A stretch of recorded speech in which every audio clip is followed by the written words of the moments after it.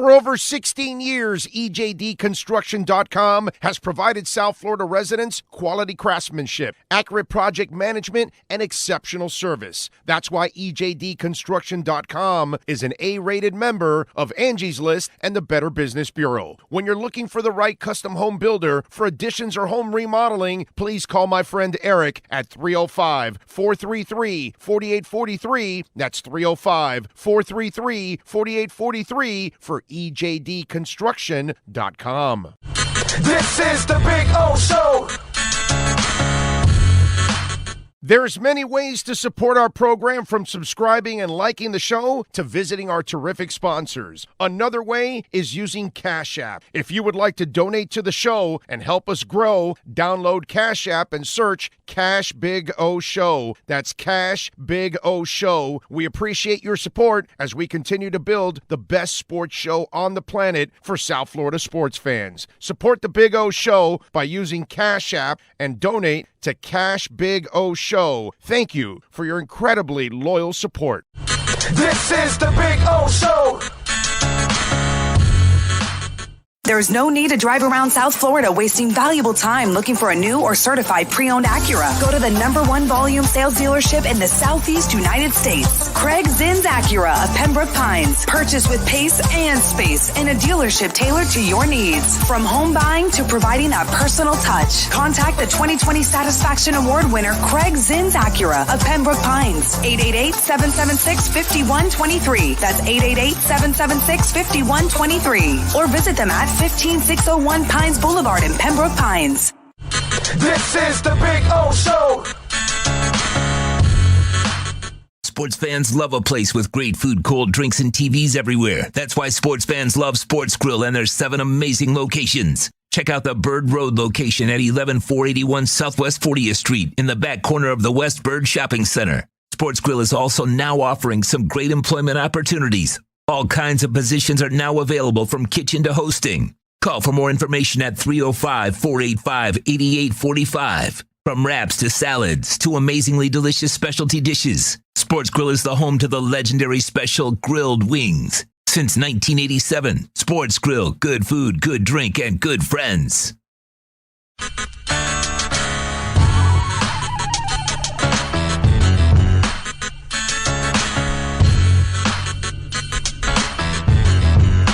This is the Big O Show. This is the Big O Show. This is the Big O Show. Starting in August, longtime Miami Heat insider Ira Winderman joins the Big O Radio Show. Ira will give insight twice a week on your favorite NBA team. Heat fans get the information you crave from one of the best in the business. From weekly appearances to breaking news, join Ira Winderman exclusively on the Big O Show. Found on most platforms. There's no need to drive around South Florida wasting valuable time looking for a new or certified pre-owned Acura. Go to the #1 volume sales dealership in the Southeast United States. Craig Zins Acura of Pembroke Pines. Purchase with pace and space in a dealership tailored to your needs. From home buying to providing that personal touch. Contact the 2020 Satisfaction Award winner Craig Zins Acura of Pembroke Pines. 888-776-5123. That's 888-776-5123. Or visit them at 15601 Pines Boulevard in Pembroke Pines. The viewpoint, statements, or beliefs expressed on the following program by the host, guests, or callers are not necessarily the opinions of FantasyXS.com, Media Group Inc. ownership, management, sponsors, or website. When it comes to South Florida sports teams, very few in the media have witnessed, lived, and covered it like the Big O. Let's start the program dedicated to your favorite South Florida teams with a passion that's unmatched. The Big O Radio Show is on. Here's the Big O.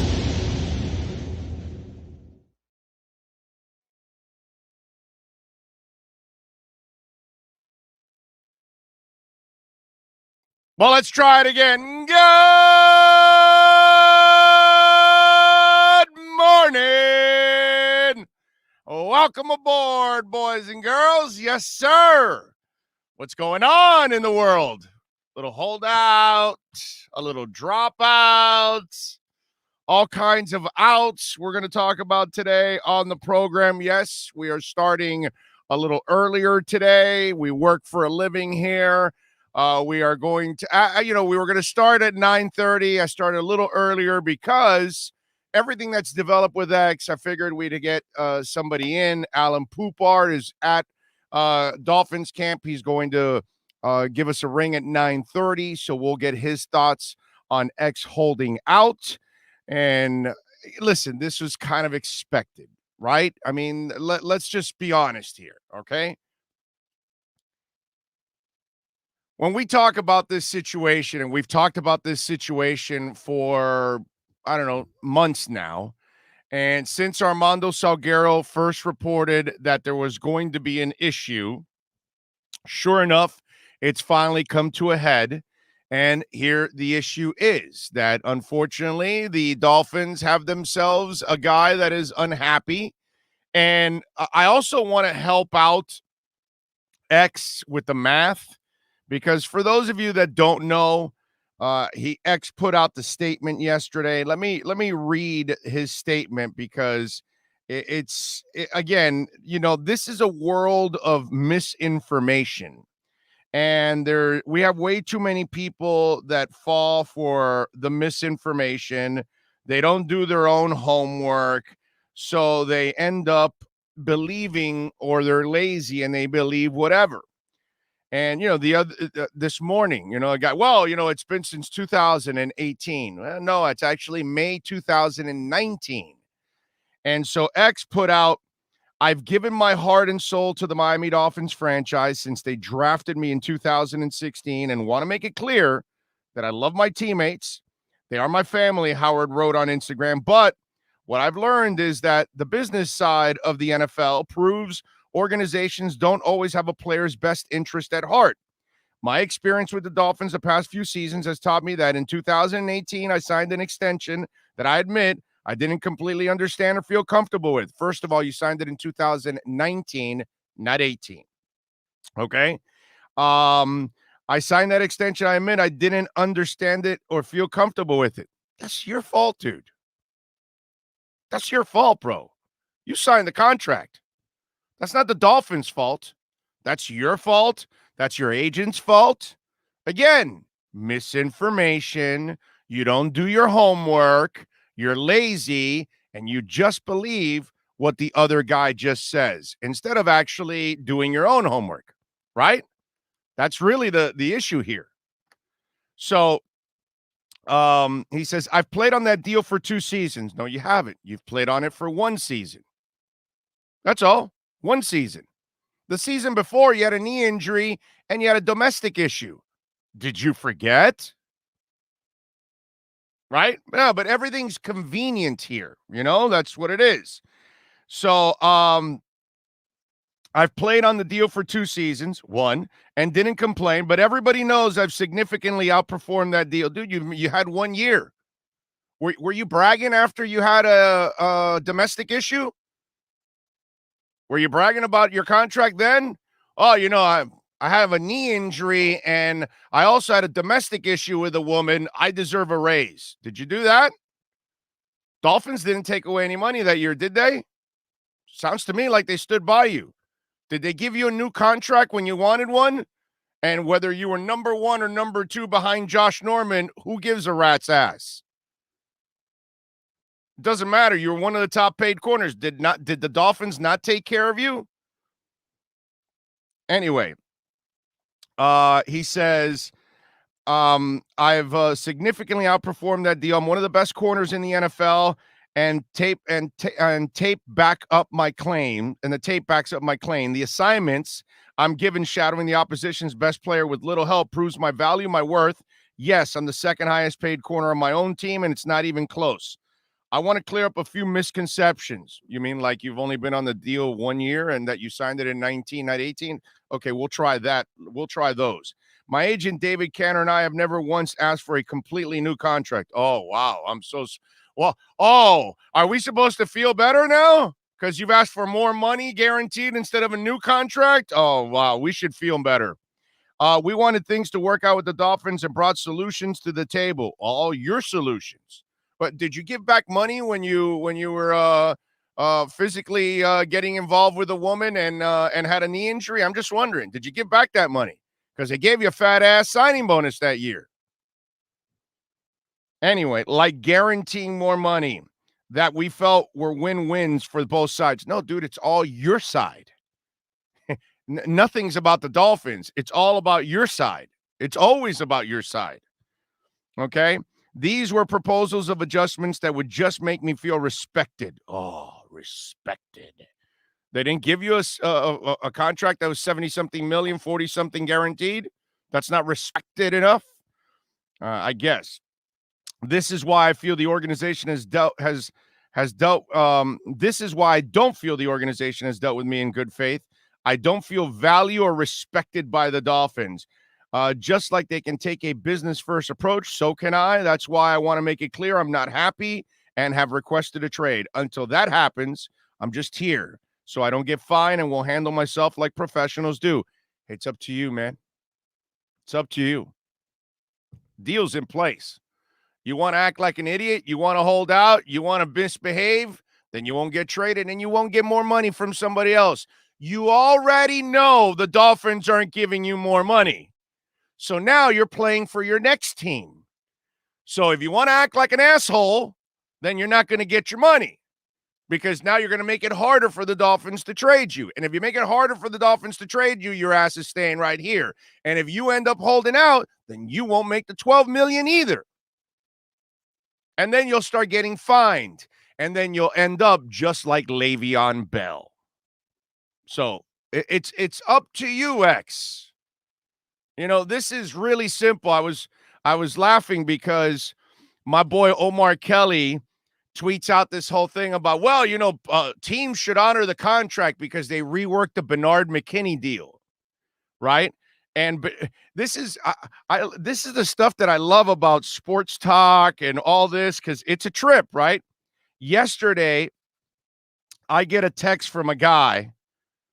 This is like one of the most classic texts I have ever gotten from anybody, or a phone call, or a fax, or an email from listener. Okay, this is classic. Okay. This guy calls himself Let's Go Fins with a Z at the end on Twitter. He goes, what was Grier thinking paying a lesser CB more than one of the best in the NFL and X? Grier has done a great job so far, but this isn't a good move.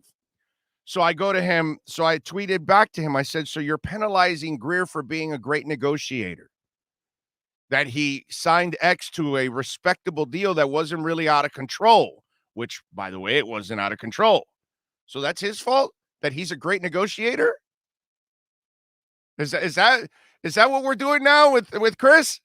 Oh, Chris, how dare you get more picks out of Bill O'Brien for Laramie Tunsil? How dare you unload Kenny Stills' contract? Come on, Chris. So then I got Omar going, well, you see, they don't honor the Bernard McKinney contract. And so I tweet back to my man Omar. I go, so when you walk onto a car dealership, do you pay the sticker or do you not try to negotiate? Right? So Chris Grier negotiates with X, gets a really good deal. It's his fault.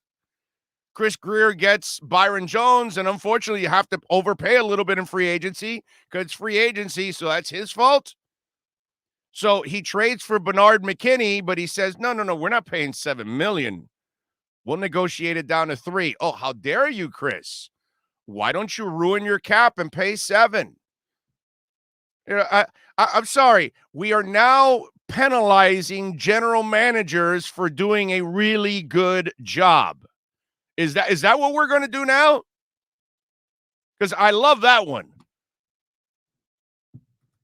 I mean, and here's the other thing.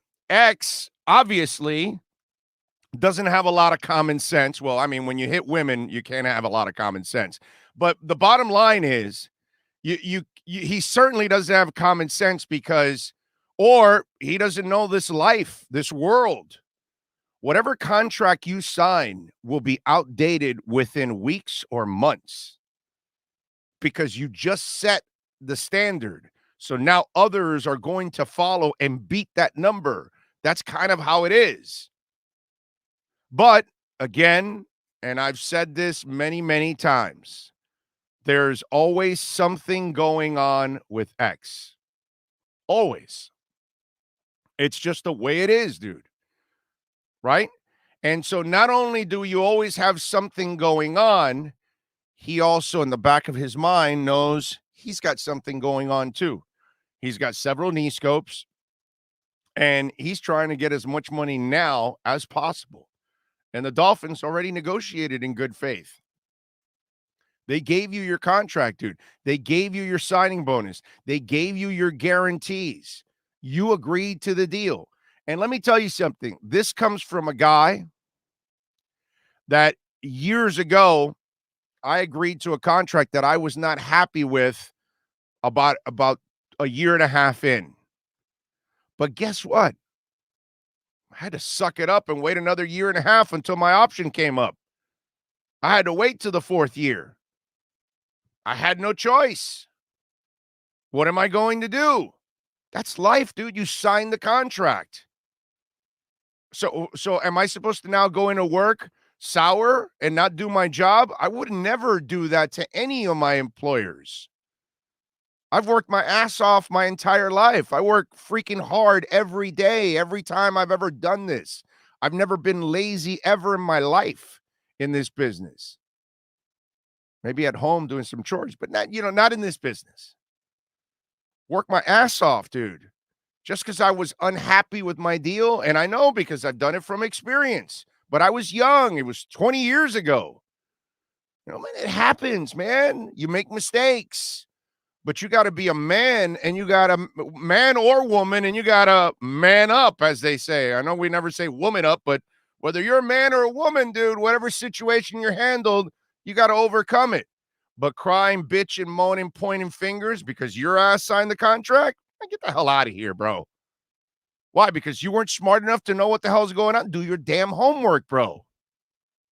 Do your homework. That's your fault. All right? That's your fault. Your fault if you bought Bitcoin at 50 and sold it at 30, and now it's back up to 40 and back on its way to 50. You would have never lost a damn thing. You would have kept making money if you would have not believed the FUD and done your homework. But you didn't. You sold out, you lost your money, and now you're regretting it. It's the way it goes. You live, you learn. But if you don't do your homework, you will pay the price. And that's the problem there when it's all said and done. He didn't do his homework. That's it. He has nobody to blame but himself. I have zero sympathy for X now. And whatever Chris Grier wants to do, I'm good with that. And I completely understand not paying him, because if you rework a deal that's a year old, you are going to open up a Pandora's box that is going to set a terrible precedent for all the other players and all the other money-hungry agents that are going to follow. And so Chris Grier is supposed to break precedent, set it, open up Pandora's box, because Xavier Howard doesn't get it, doesn't understand it. He signed a deal that he doesn't like. Sorry. It's not good enough. All right, let's do this. Let's continue talking a little Dolphins football. Yeah, and the legend, there he is, Alan Poupart, Sports Illustrated. Make sure you follow him on Twitter at Poupart NFL. Good morning, sir. How are you doing, Mr. Exposed? How are you? How are you, Big O? Thanks for noticing. Of course, bro. And I could tell it's like you're hardcore, because that's a worn out Expos hat. You've had that hat for a while. You can tell it's got some miles on it. For a couple of years, I actually used to have one that I had for over 20 years that I used to play street hockey with, that was basically hanging by a thread. But this is relatively new, but I just wear it a lot. Okay, all right. It looks like it's got some miles there. All right, my man. So you first saw the news, obviously, with X. We kind of expected this. It was kind of the inevitable, in other words. So the inevitable, were you shocked that it happened right from day one? Let's put it that way. No, I mean, you were looking at a situation that was kind of a ticking time bomb, and the stage was set pretty much at the mandatory June minicamp when X didn't show up, subjected himself to over $90,000 worth of fine plus forfeited, I think, what it was, a $25,000 workout bonus. So you kind of knew that it was headed for an impasse at some point, because even if he did report, which he did, you knew he wasn't happy. And the next logical step from his standpoint, after reporting unhappy, is to request a trade. I'm interested. Where do you stand on all of this? Because I understand what the team's doing. I would not pay him. I would not set that precedent. You're going to open up Pandora's box, and every other agent says, well, all you have to do is wait 1 year and we can go ask them to renegotiate, because they renegotiated every other deal. And X, by the way, is pretty bad at math. The deal's only 1 year old. He's only played on it 1 year. 2 years ago, he was out with a knee injury and had also a domestic issue. So I'm not sure what he's talking about playing on 2 years, but whatever. But the bottom line is, where do you stand on all of this? Because I completely understand the Dolphins taking a hardline stance here. Yeah, I stand conflicted because there's so many different layers to this. On the one hand, part of X's statement on Instagram last night was, I didn't fully understand the contract I was signing. Well, but that's on you. That's on you.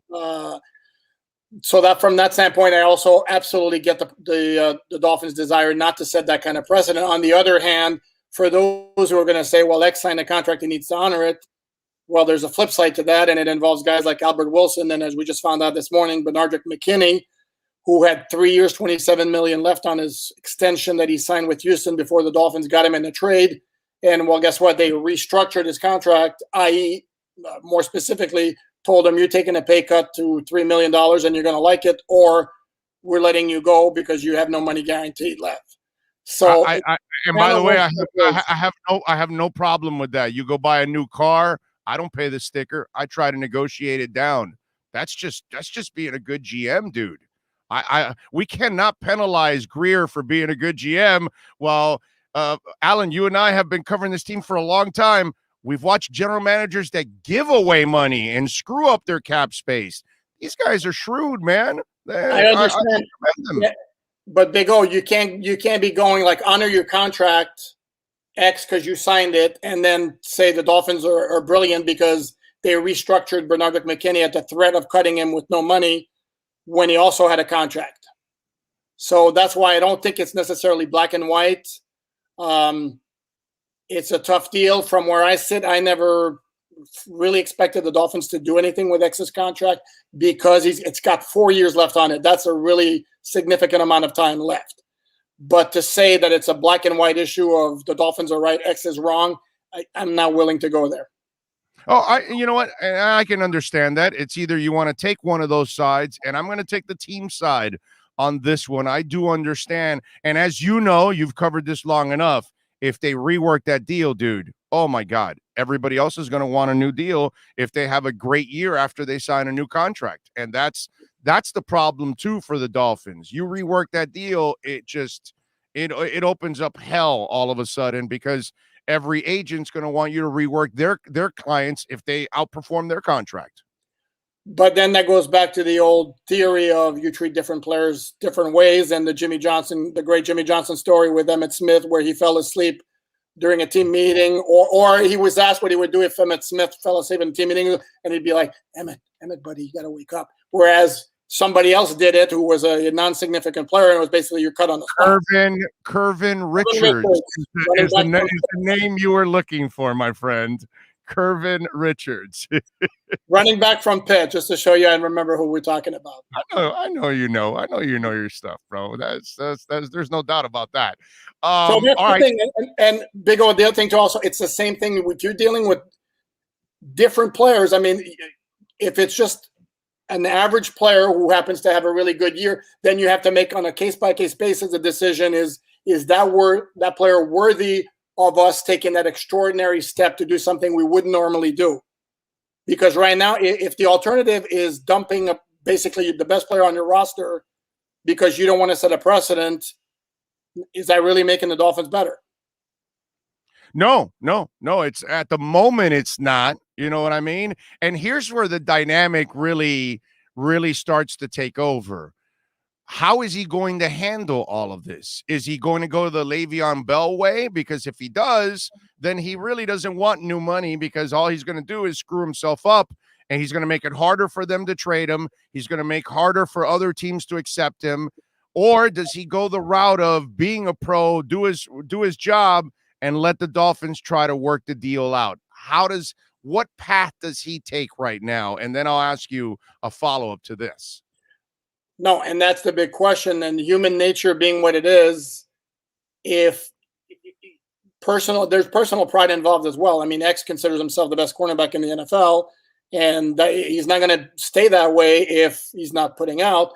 But human nature being what it is, if we get, let's say he doesn't get a new contract, he tries to be a pro, and we get into week 2, week 3, and all of a sudden he's seeing that he's not getting his new deal, he's not getting traded, human nature being what it is, if all of a sudden, and if we think back to 2019, there was a play where he got beat on a double move by Amari Cooper, and the overhead replay showed X not necessarily busting butt to try to catch up after he got beat. Now, does that start happening? Are we dealing with is all of a sudden, I got a bad back, sore hamstring, things that are tough to diagnose, and all of a sudden he's not available? It's not an ideal situation to have that kind of a caliber player on your roster who is unhappy and who could really create issues within the team and the team chemistry and all that. No, and that's now, but that's again, he would be hurting himself, nobody else, while he's doing something like that. Because if the Dolphins are trying to move you, you want to make it as easy as possible. Now, here's the other thing.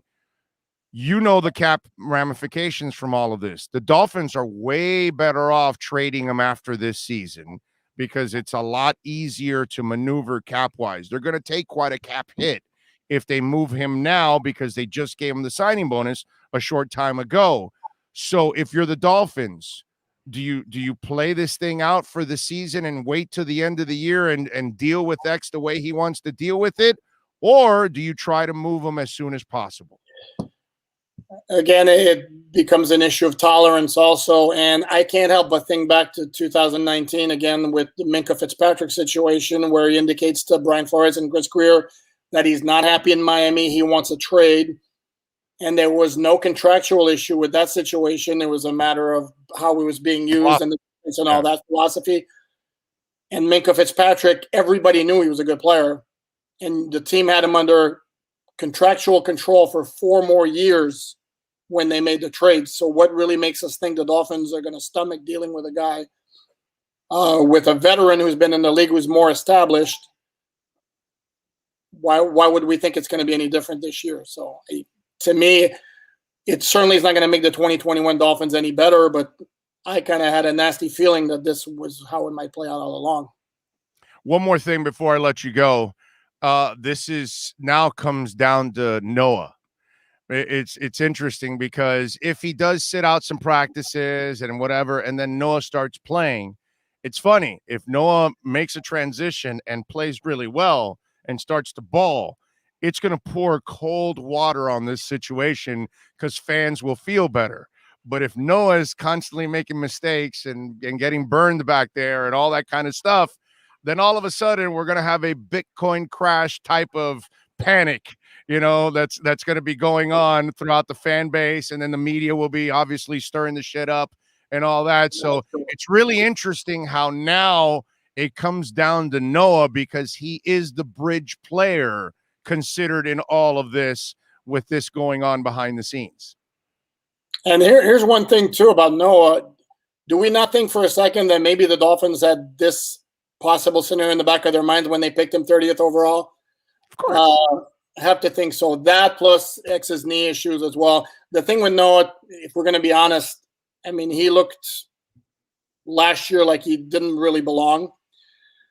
The thing is, he came to the Dolphins in the draft as a guy with very limited experience as a cornerback, because he started at Auburn as a wide receiver, with every draft analyst saying he's got a very high ceiling because of his size and athletic ability.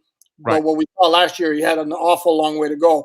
Now, what Hey, we but saw. wait a minute. Wait a minute. I also remind people, you and I are old farts, so we can say this. Pat Surtain was kind of lost to his first year also. So it's not nothing new that you come into the league and you're lost. I mean, rookies are constantly looking like that. X wasn't a stud his first year either, by the way. Yeah, but he had knee issues. That's not fair. He had knee issues in training camp. That really slowed him down. No, I don't remember Patrick Surtain. You must be older than me. I don't remember the name. I'm just kidding. I'm just playing. But yeah, no, absolutely. He could make a big move forward in the second year. And the Dolphin coaches said all the right things in the offseason. But in the practices that were open to the media, there wasn't enough one-on-one work or team work where I could tell you why he looks so much better. I mean, he looks physically very impressive.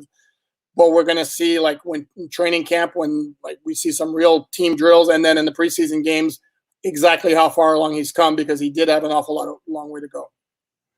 Follow him on Twitter at Poupart NFL. He will be at camp every single day, covering the Dolphins and covering this chess match between X and the Miami Dolphins. Alan, thank you, my brother. You be safe out there. Wear your mask.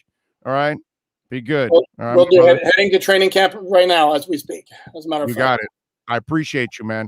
I'll talk to you later. Good. You got it. There you go. The great Alan Poupart and his Montreal Expos hat.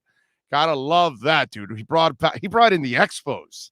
That is strong, bro. That's as strong as it gets there with an Expos hat. I love it. He does an excellent job. You should follow him at Poupart NFL. You should get his coverage at Sports Illustrated. He does just a fantastic job, and he's incredibly knowledgeable too, on top of all of that. He does his homework. He knows the draft. He's one of those cats that kind of knows every angle of what the hell he covers, which is a beautiful thing. So please follow Alan Poupart on Twitter, Poupart NFL. He does an excellent job there.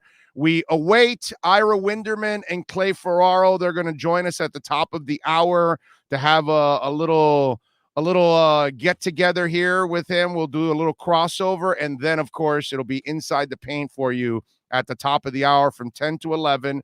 We will return after 11 o'clock. When those guys are done, we'll be back on and we'll continue the talk show. But obviously I wanted to come on a little earlier to kind of warm the seat up, get things going, talk about the heavy story going on in with the Dolphins, obviously with X. Look, the ball's in his court now. It's up to him to act like a professional. You know, that's really what it's all about. It's up to him now to act like that pro. And we'll see if he does. I mean, we talk about, you know, a guy that you want more money. Now you want to go somewhere else. And by the way, I think it's the Saints, the Cardinals, and the Seahawks, I think, are going to be some of the teams that are going to be involved in. It's not going to happen in the division. So don't start. It probably won't even happen inside the AFC.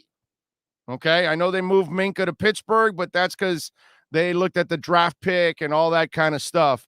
But I think he's going to get moved out to the West Coast when it's all said and done. And I think it'll be the Saints, the Cardinals, or the Seahawks, three teams that need help at defensive back, and three pretty good teams. And maybe they feel that with X, they get that much closer. Unfortunately, folks, I don't have a lot of sympathy for X. I'm not going to panic about the team. You know, one of the guys, Greg Wood, was saying, oh, you're not wrong, but my issue is the best player on the team keeps leaving. Why do we have issues keeping our best player? Casey isn't losing Kelsey, Chris Jones, Mahomes, Hill, or Matthew. Exactly. But it's only been Minkah.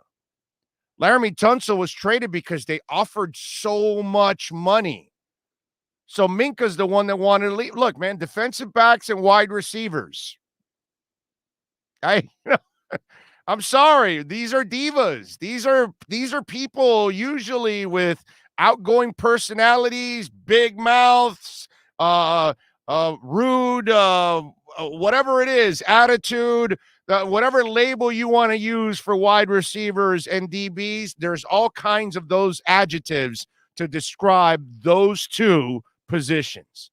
And they seem to be loud, and they seem to be selfish, and they seem to be, you know, kind of driven by whatever their worth and all that kind of stuff. This happens. Unfortunately, this is the way it goes. But it's not like, and as I told Greg, because I read it while I was doing the interview with Alan, and I said they keep winning more, right? X was out with a knee injury and a domestic issue, and yet they got better as the year went on, and they won in New England against Tom Brady, and they knocked his ass out of the bye week, and that was the beginning of the end of the dynasty for the Patriots. And then the following season, they go to 10 wins without Minka, without Tunsil. And they'll continue to win, man. That's my point. It's about the logo on the helmet, not the name on the back. And as I've also said, I'm pretty consistent here. If we're not talking about the quarterback, the rest of you are replaceable. That's just the way I feel. I can get another left tackle. I can find another safety. Here comes Javon Holland. He's probably going to be what they wanted out of Minka, but Minka didn't want to do it. But Holland's more than happy to be the Swiss Army knife. Boom. Happens. You got it. You'll get another receiver. You'll get another corner. You'll get another linebacker. You'll get another kicker. You'll get another punter. Quarterback. That's a whole different ballgame. You got a quarterback. Take care of that one. Okay? Make sure you take care of that one. Everything else can be replaced, man. I'm sorry. And X can be replaced. And maybe you can get a guy that has less knee injuries. And maybe you can get a guy that doesn't have a domestic issue. And like I said, I think it was Monday, right? Ask yourself this question. Are you guaranteed that X won't have another domestic issue? Because he doesn't make good decisions. He doesn't make good decisions in his relationships. He doesn't make good decisions in his contracts. He doesn't make good decisions with his agents. This is a guy that gets a divorce from everything, bro. So I'm sorry. I don't, it's like I've said over and over, with X, there's always something. Always. That's the amazing part. There's always something going on with X. So, if it's not a knee scope, it's a domestic issue. Now it's a contract issue, and a contract that's a year old. I know he doesn't know how to do math, but it's a year old. I mean, contract's only been around 1 year.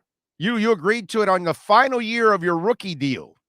That's your rookie deal. That's not the first year of the deal. Only my man Omar counts that. I don't count that. I don't count it. That they gave you your signing bonus. Your first year is the following year. And they gave you a signing bonus in the year that you rewarded them with a knee injury and a domestic issue. Yeah, no, that the Dolphins are so cruel, bro. I mean, really, they have been incredibly cruel to X. Seriously. I mean, they gave him a $76 million deal with 46 million guaranteed. God, that's so disrespectful, man. They stood by you with the whole domestic issue. That's so disrespectful. They gave you the contract even though you had several knee scopes, and people questioned that contract when they gave it to you because of the several knee scopes. So disrespectful. God, yeah. And then they go and get Byron Jones to make everybody's life a little easier, bring another excellent corner opposite of you. That maybe, maybe that's the reason why you also got 10 interceptions. So disrespectful. I mean, the Dolphins are incredibly cruel to X, That's the amazing part. The Dolphins have been so cruel to X. Everything they've done is to set him back. Because they created his knee issues. They forced him to have a domestic issue. All of this stuff. They put a gun to his head to sign a contract that he is no longer happy with. Yeah, all of this is the Dolphins. Point the finger at the Dolphins. The Dolphins are to blame for everything. He's not to blame for anything. It's not his fault. Nothing is ever X's fault. And that's where we're at right now. That's where we're at. Steve Chapman says, trade him now. He's healthy. He's not in trouble with the law at the moment. and he's younger than he will be next year. His trade value will never be higher than it is right now.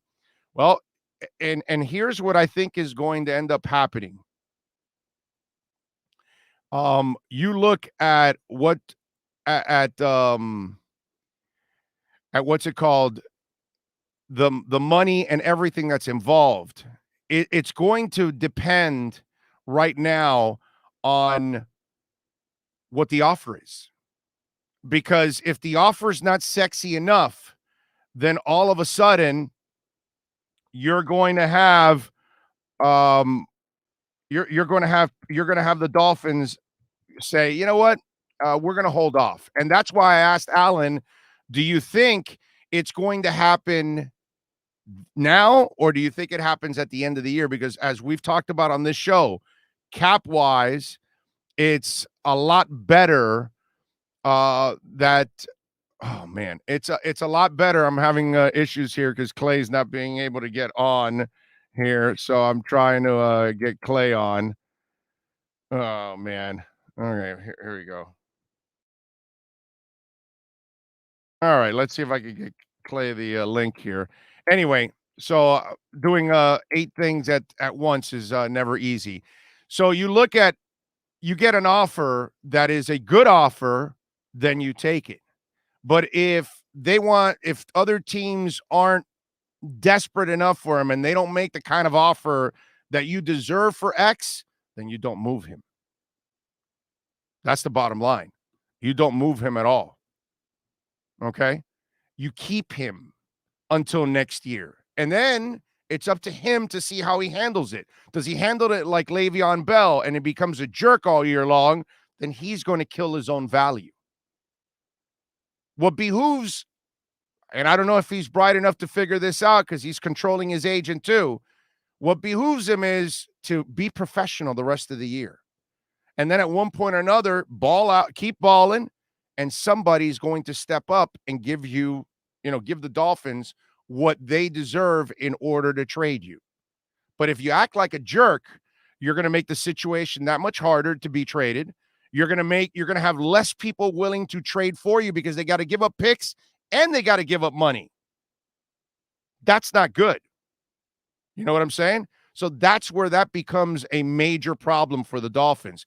And then the cap hit is much bigger now than it is after this season.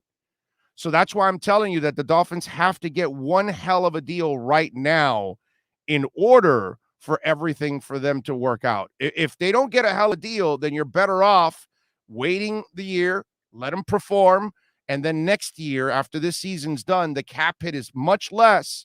And now, if you're going to get the same kind of deals, then you can settle for that deal then, and you'll know the draft position of all the teams by that time.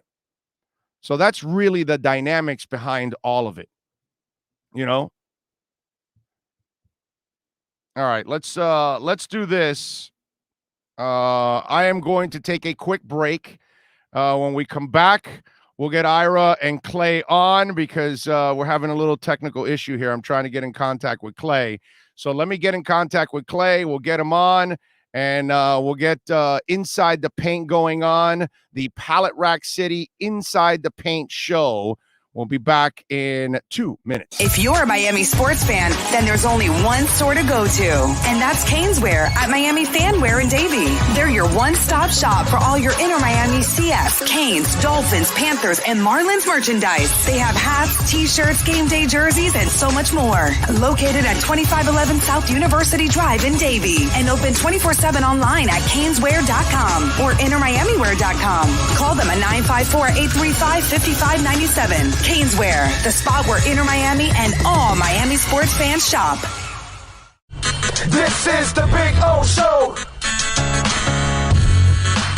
There's many ways to support our program, from subscribing and liking the show to visiting our terrific sponsors. Another way is using Cash App. If you would like to donate to the show and help us grow, download Cash App and search Cash Big O Show. That's Cash Big O Show. We appreciate your support as we continue to build the best sports show on the planet for South Florida sports fans. Support the Big O Show by using Cash App and donate to Cash Big O Show. Thank you for your incredibly loyal support.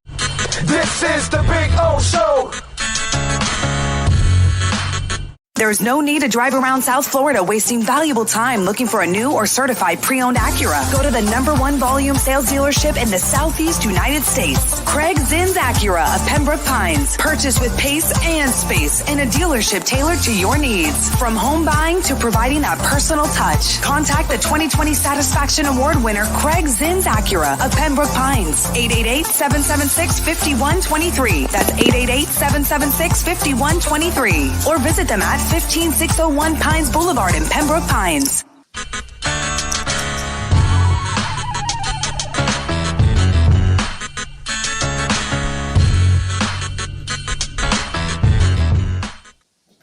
All right, welcome back. There are the boys. They're ready to rock. Good morning, gents. How are you doing? Oh, I am doing good. I hope Clay is doing good and fully hooked up there. Clay, you hooked? I'm good. I'm hooked up. I'm like, I feel like I'm in the presence of greatness. And O's here too. But you know what? Oh, that's why I picked Clay. That's why I want him as my #1 on this show. Exactly. Yeah, well, I know it's going to be a great combination between you two guys. First of all, tell the folks what you got coming up this hour. What's coming up? And remember, every Wednesday now, 10 to 11, you're going to get to hear Inside the Paint. These two guys are going to break everything down for the Heat, the NBA, everything going on all around the league and all the rumors. So give us a little preview of what's coming up, boys. Well, Clay's going to drive the show because he's, of course, Mr. Polished Broadcast guy, and then I'll just blather on for the rest of the hour. But I got to tell you, if you could not have picked a better first week to do this show, when you're talking about the draft on Thursday, free agency on Monday, all hell breaking loose on the NBA by next week. You know how this goes. When you've spoken to me about this on the side, we love games. Games are what we're in it for. It's the juice, but it's the gossip. It's the background. It's the possibilities. That's what gets everyone going. And the timing for you and the folks at Pallet Rock City and just getting the show to greater heights. This is the moment for the NBA we all wait for. There is not a single game story, including playoffs, that I will get more traffic for than what I will get in the next week. People want the juice. They want the juice. They want the dirt. They want the gossip. They want the draft. They want free agency. Starting at 10 o'clock, I'm going to give you a heavy dose of that. That's right. You sure you really need me? I mean, I think Ira's got this.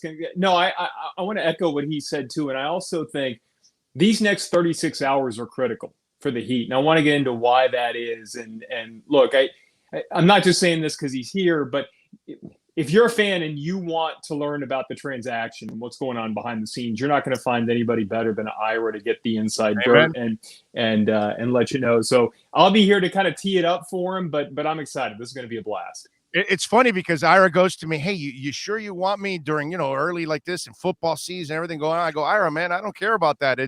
We're hardcore basketball. We're hardcore football. And especially for me on my show, I talk everything, dude. I love every sport, so I give every sport its respect. But the one thing that's happened is we know that football for years has been year-round. Basketball is the same way. And the beauty is the Heat has created that environment for all of us to actually care about basketball year-round. Dude, I watch the Summer League. I mean, give me a break, man. I watch all the Summer League games.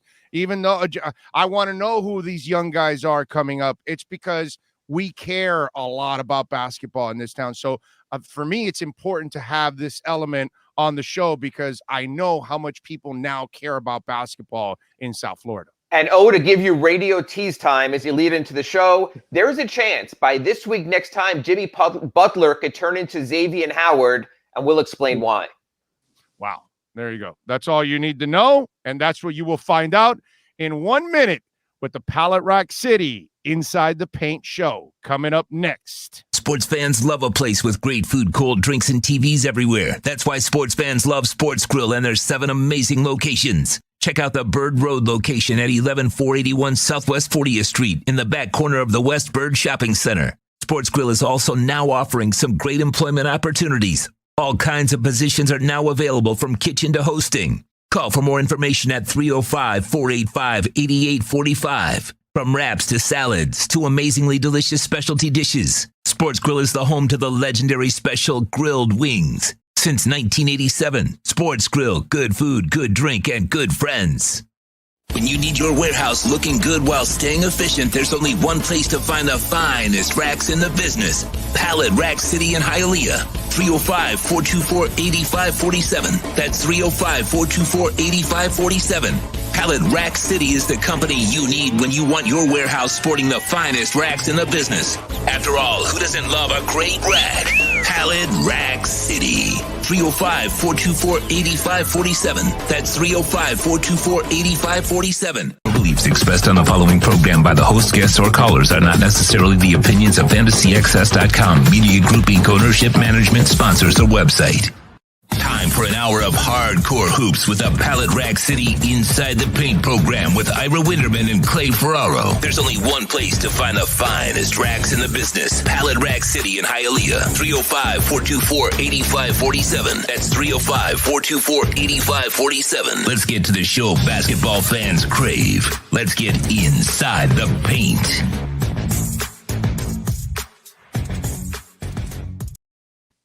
All right. Good Wednesday morning, everybody. Ira, I'm excited, man. Are you excited? You know, I am, Clay, but it's like we said, you know, in the crosstalk with Big O before we started this segment of the show, just the timing could not be better. That we're at a time right now where it's not a case of let's find something to talk about. I think it's going to be a case by the time we're done with this hour, we're going to sit back and realize what we didn't get a chance to get to. It is that busy. Draft, free agency, extensions, summer league. There is so much coming up literally within the next week or two that you can make an argument for a 2-year compacted NBA schedule. We might be in the grinder right now, Clay. And it's funny, you mentioned that you know, take people behind the curtain a little bit. Ira sent me, he calls me yesterday and he says, hey, I'm going to send you a list of topics and, you know, you feel free to choose. And I'm thinking maybe we'll get like 3 or 4 topics. Ira sends me like 27 topics. And I'm like, man, how are we even going to... But you're right. I mean, all of the topics you sent, we could focus, you know, 20 minutes on discussing the ins and the outs of. But I do think that in particular, because we got free agency coming up on Monday, we got the draft coming up tomorrow night. I feel like we can't neglect any side of that. And if you're a Heat fan right now, you're wondering, even though you don't have a pick in tomorrow night's draft, your eyes are always on who's the next player that we're going to get. And even though that player is not likely going to be in the draft, I think draft night is incredibly, incredibly important for the Heat. So we're going to touch on a few different things. The Kyle Lowry thing has been out there a lot, and whether you should pay 3 years, $90 million for him, as it certainly looks like somebody may. And are the Heat going to be that team? You know, we remember a couple of years ago, we weren't expecting the Heat to be able to pull anything off. All of a sudden, Jimmy Butler comes here and Pat Riley and Andy Ellisberg find a way to pull that off. Is there something that the Heat will be able to do with that? But I want to start here, Ira. Sure. We got the draft coming up tomorrow night, and the Heat don't have a pick. But in order for the Heat to have a greater chance of pulling somebody in, I would argue that tomorrow night is immensely important for a number of reasons, but I want to start here. Bradley Beal, I get the feeling he's going to eventually ask out. I know right now it's kind of like up in the air, but this is the first time that he's shown any inclination that he is even considering leaving Washington. He's been really focused on sticking there. Damian Lillard, even though he's posting emojis, kind of maybe hinting otherwise, I think it's pretty clear, especially when Chris Haynes comes out and has the first report, and we know how close he is with Damian Lillard. I think it's pretty clear that Damian Lillard wants out. So there are going to be some options for the Heat. You've got some other guys, Malcolm Brogdon, some potential options that the Heat can look at. After the draft, the playing field gets a little more level because the Heat don't have a pick tomorrow night. So I think if you're a Heat fan, you're watching just as much because you're not watching as much because you want to see the Heat pull somebody up, because that's probably not going to happen. But you don't want to see major transactions between now and the end of the draft, because after the draft, the playing field starts to get a little more level. We had a report yesterday that the Heat are working really, really hard to try to get future first-round picks. They're not doing that because they think that there's going to be a guy in the middle of the first round in 2024 that they think they're going to draft. So to me, I think it's pretty clear the Heat are trying to put themselves in a position to make some sort of a splash, however big that may be in the coming weeks. And the more players that are available to them, the better. And you don't want to have a whole wave of transactions with teams trading their first round pick tomorrow night for players like that and bringing down the number of options that the Heat may have to bring in. Yeah, Clay, it's interesting. I would say this is the best of scenarios and the worst of scenarios for the Heat. And I would put it this way. You want to have disgruntled players trying to force their way out. The Heat have made a history under Pat Riley in the last quarter century of doing just that. You can go back to Shaquille O'Neal with Kobe when it didn't work out. And all of a sudden, this megastar comes out, the Heat win their first championship. You can go with LeBron and Chris Bosh wanting to form a big three, the Heat go to 4 NBA finals. You can go with Jimmy Butler being miserable, first under Fred Hoiberg in Chicago, then having his special practice that Rachel Nichols got the video from when he was in Minnesota, and then even his contretemps in Philadelphia with Ben Simmons. So you want those kind of players to be forcing their way out, so maybe teams have to settle for a little bit less on the dollar before the players either walk out the door or become petulant, sort of like what we're talking to Big O with the Xavier Howard sort of scenario. You don't want that either. But like you so correctly point out, the timing is not good now. And it's not good for more than the Heat not having a pick in the draft. What you want to do on draft night is say, hey, we have scouted players X, Y, and Z. If we trade Bradley Beal, if you trade Damian Lillard, if we trade another elite player, whoever that is around the league, Miles Turner, someone, we know we can get player X. No one has to draft for us. We're just going to get your pick. The Heat don't have a pick. They can't be part of that. But Clay, there's a much bigger part of this process, and that's this. You cannot trade an impending free agent until the start of free agency with a sign and trade deal. So in other words, let's say we'll go with Bradley Beal, for example. That might be more likely than Damian Lillard. What if the Wizards say, you know what, that Duncan Robinson, he's a better shooter than the money we gave to Davis Bertans last year. We like Kendrick Nunn. We'll take Tyler Hero. We'll do something. Well, you can't do a Kendrick Nunn sign and trade. You can't do a Duncan Robinson sign and trade until at least next week because you have to get their permission. So the Heat do not have the type of chips that other teams on draft night, on Thursday night can say, we have these players under contract we can offer you. The Miami Heat right now have 5 players under their control at the moment we're taping the show. Precious Achiuwa, KZ Okpala, Tyler Hero, Bam Adebayo, and Jimmy Butler, and that's it. I think we're going to move Bam and Jimmy off the table right now because the Heat are trying to get better, not make lateral moves. So they can't move a Duncan Robinson in a sign and trade. And the reason is the player has to acquiesce to that. And he has to agree to go to the destination. As a free agent, you can sign an offer sheet anywhere. If Duncan Robinson wants to go to the Knicks, if Duncan Robinson wants to go to his close to hometown Boston Celtics, that's his right to decide where he goes. You have to work with him. If you remember last year, before the start of free agency, at about this very same period around the draft, you had Milwaukee surreptitiously working out a trade with the Sacramento Kings for Bogdan Bogdanovic, who eventually went to the Atlanta Hawks, and it was all done. And they were going to have Bogdanovic and Jrue Holiday and Giannis Antetokounmpo and be even better than what we saw them on the way to the finals. And then the league said, wait a minute, free agency didn't start. How were you so sure that Bogdan Bogdanovic was going to agree to your terms and was going to say, I'd love to spend winters in Milwaukee? Something seems a little bit fishy. They were slapped by a penalty by the NBA. They were told they were not allowed to sign Bogdanovic, who went to Atlanta and almost beat them in the Eastern Conference, finals this year. So you had that in play. So teams can't do that anymore. Now, that doesn't mean that teams don't cheat and walk around the rules, but you can't be that blatant. You can't have Duncan Robinson telling people, hey, I know where I'm going in free agency. Pat Riley and Andy Ellisberg worked out a real nice deal for me. I love the nation's capital. I'm going to be there. Because then the Heat, who don't even have draft choices, will be penalized for draft choices and will be in even worse shape. So I think when you look at the situation right now, Clay, I agree.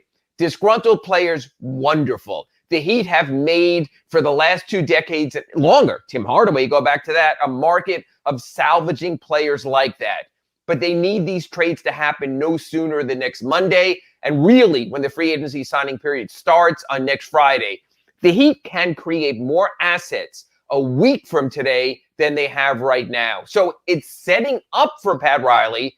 The question is, does someone beat them to the punch? And Clay, to your points, as you said at the start of the segment, it comes down to this. Teams know that the Heat have more to offer next week. So they might go to Washington or to Portland or any other disgruntled players team and go, hey, we're not leaving this offer on the table. It is take it or leave it right now. We are the Golden State Warriors. We can give you 2 lottery picks. We can give you James Wiseman. We can give you a future pick or another one of our players or Wiggins. But we have to know in 1 hour, yes or no, let us know if this works for you. That's the difference. And Clay, like you said, all the Heat can do there tomorrow at the NBA draft is going, if only we had more time. I'm really glad that you brought up the point of the Bogdanovich situation, because I think something you've seen over the last 24, 36 hours or so is a lot of this. Well, any rumor involving an impending free agent, that's false. It can't happen. Like, you can't have talks about impending free agents. And I think people are pointing that out. I think what you're seeing, and you correct me if I'm wrong. Look, I said this before the show started. You're extremely in tune, and so correct me if I'm wrong here. I think team executives know very, very well that the punishment that was inflicted on the Bucks last year was meant to send a message throughout the league. And it was not just, we're going to take your picks, but if you really like that player that you're talking about, which clearly you do if you're violating the rules to talk about them, we're going to make sure that you don't get him. And so I think what you may be seeing a little bit of is reporters who have sources who in the past may have been a little bit more willing to say, yeah, we can't talk about that player, but off the record, I think even sources are starting to be a little bit more careful. I don't think these talks aren't going on. I 100% believe that there are conversations going on involving impending free agents.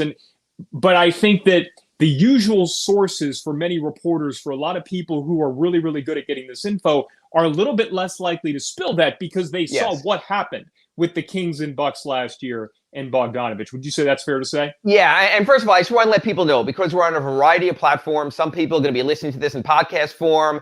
As I sit here right now on the YouTube version of the Big O Radio Show, I am just nodding my head a lot. So again, if you search Big O Radio Show on most platforms, smash that like button. You will find us on a weekly basis. You'll see me here just sort of nodding my head, something that might not come across on one of the platforms where it's just a podcast. But yes, I agree that this is a different time, a time of greater care. But if you're asking me, have NBA people stopped like they've been doing for years, working ahead of free agency? You can't.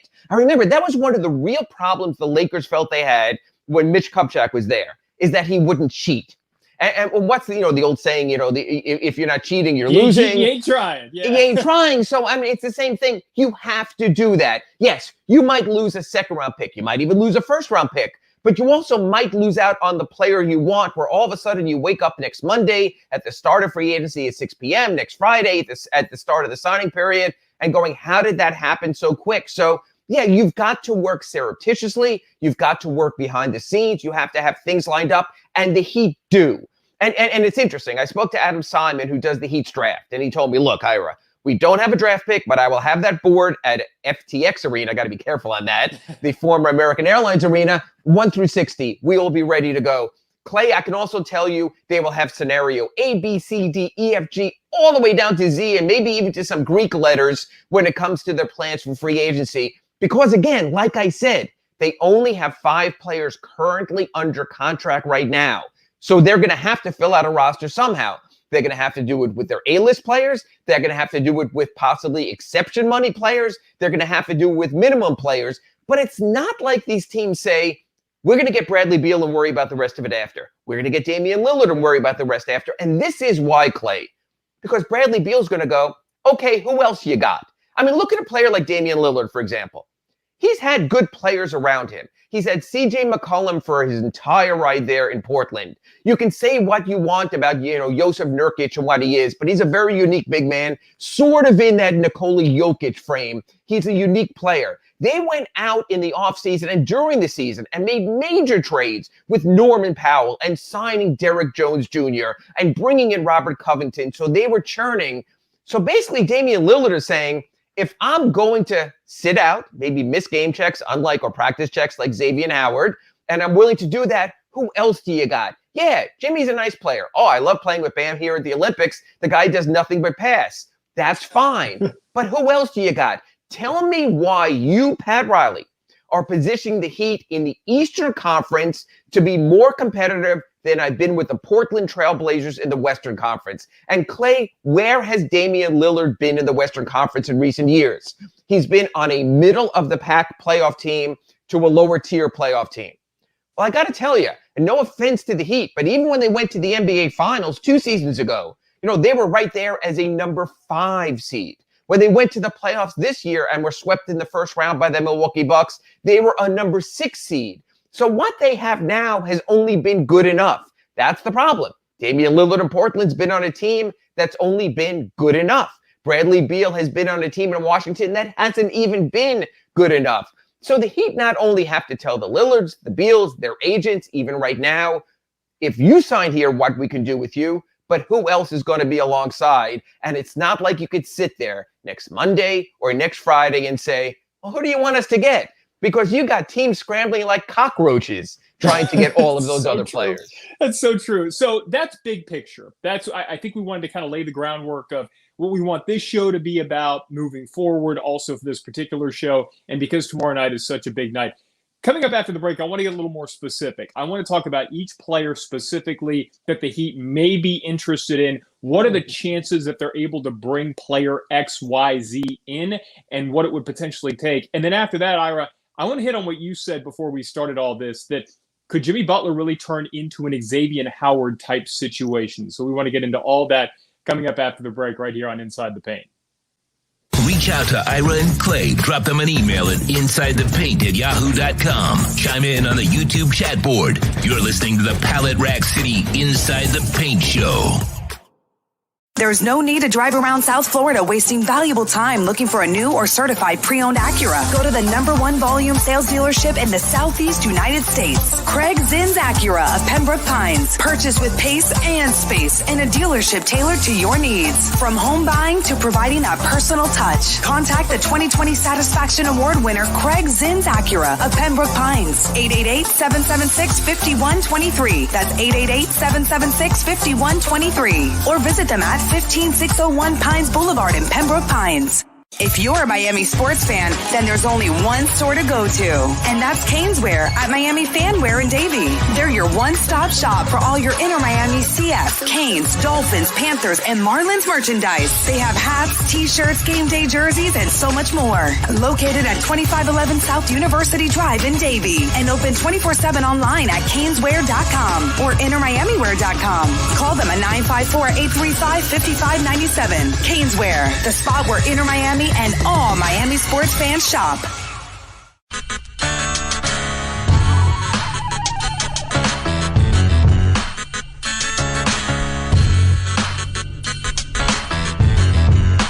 This is the Big O Show.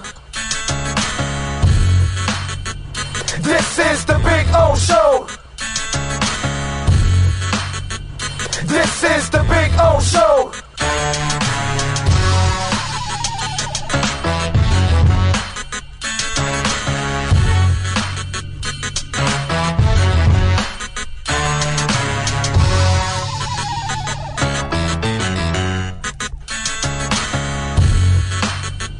This is the Big O Show. This is the Big O Show.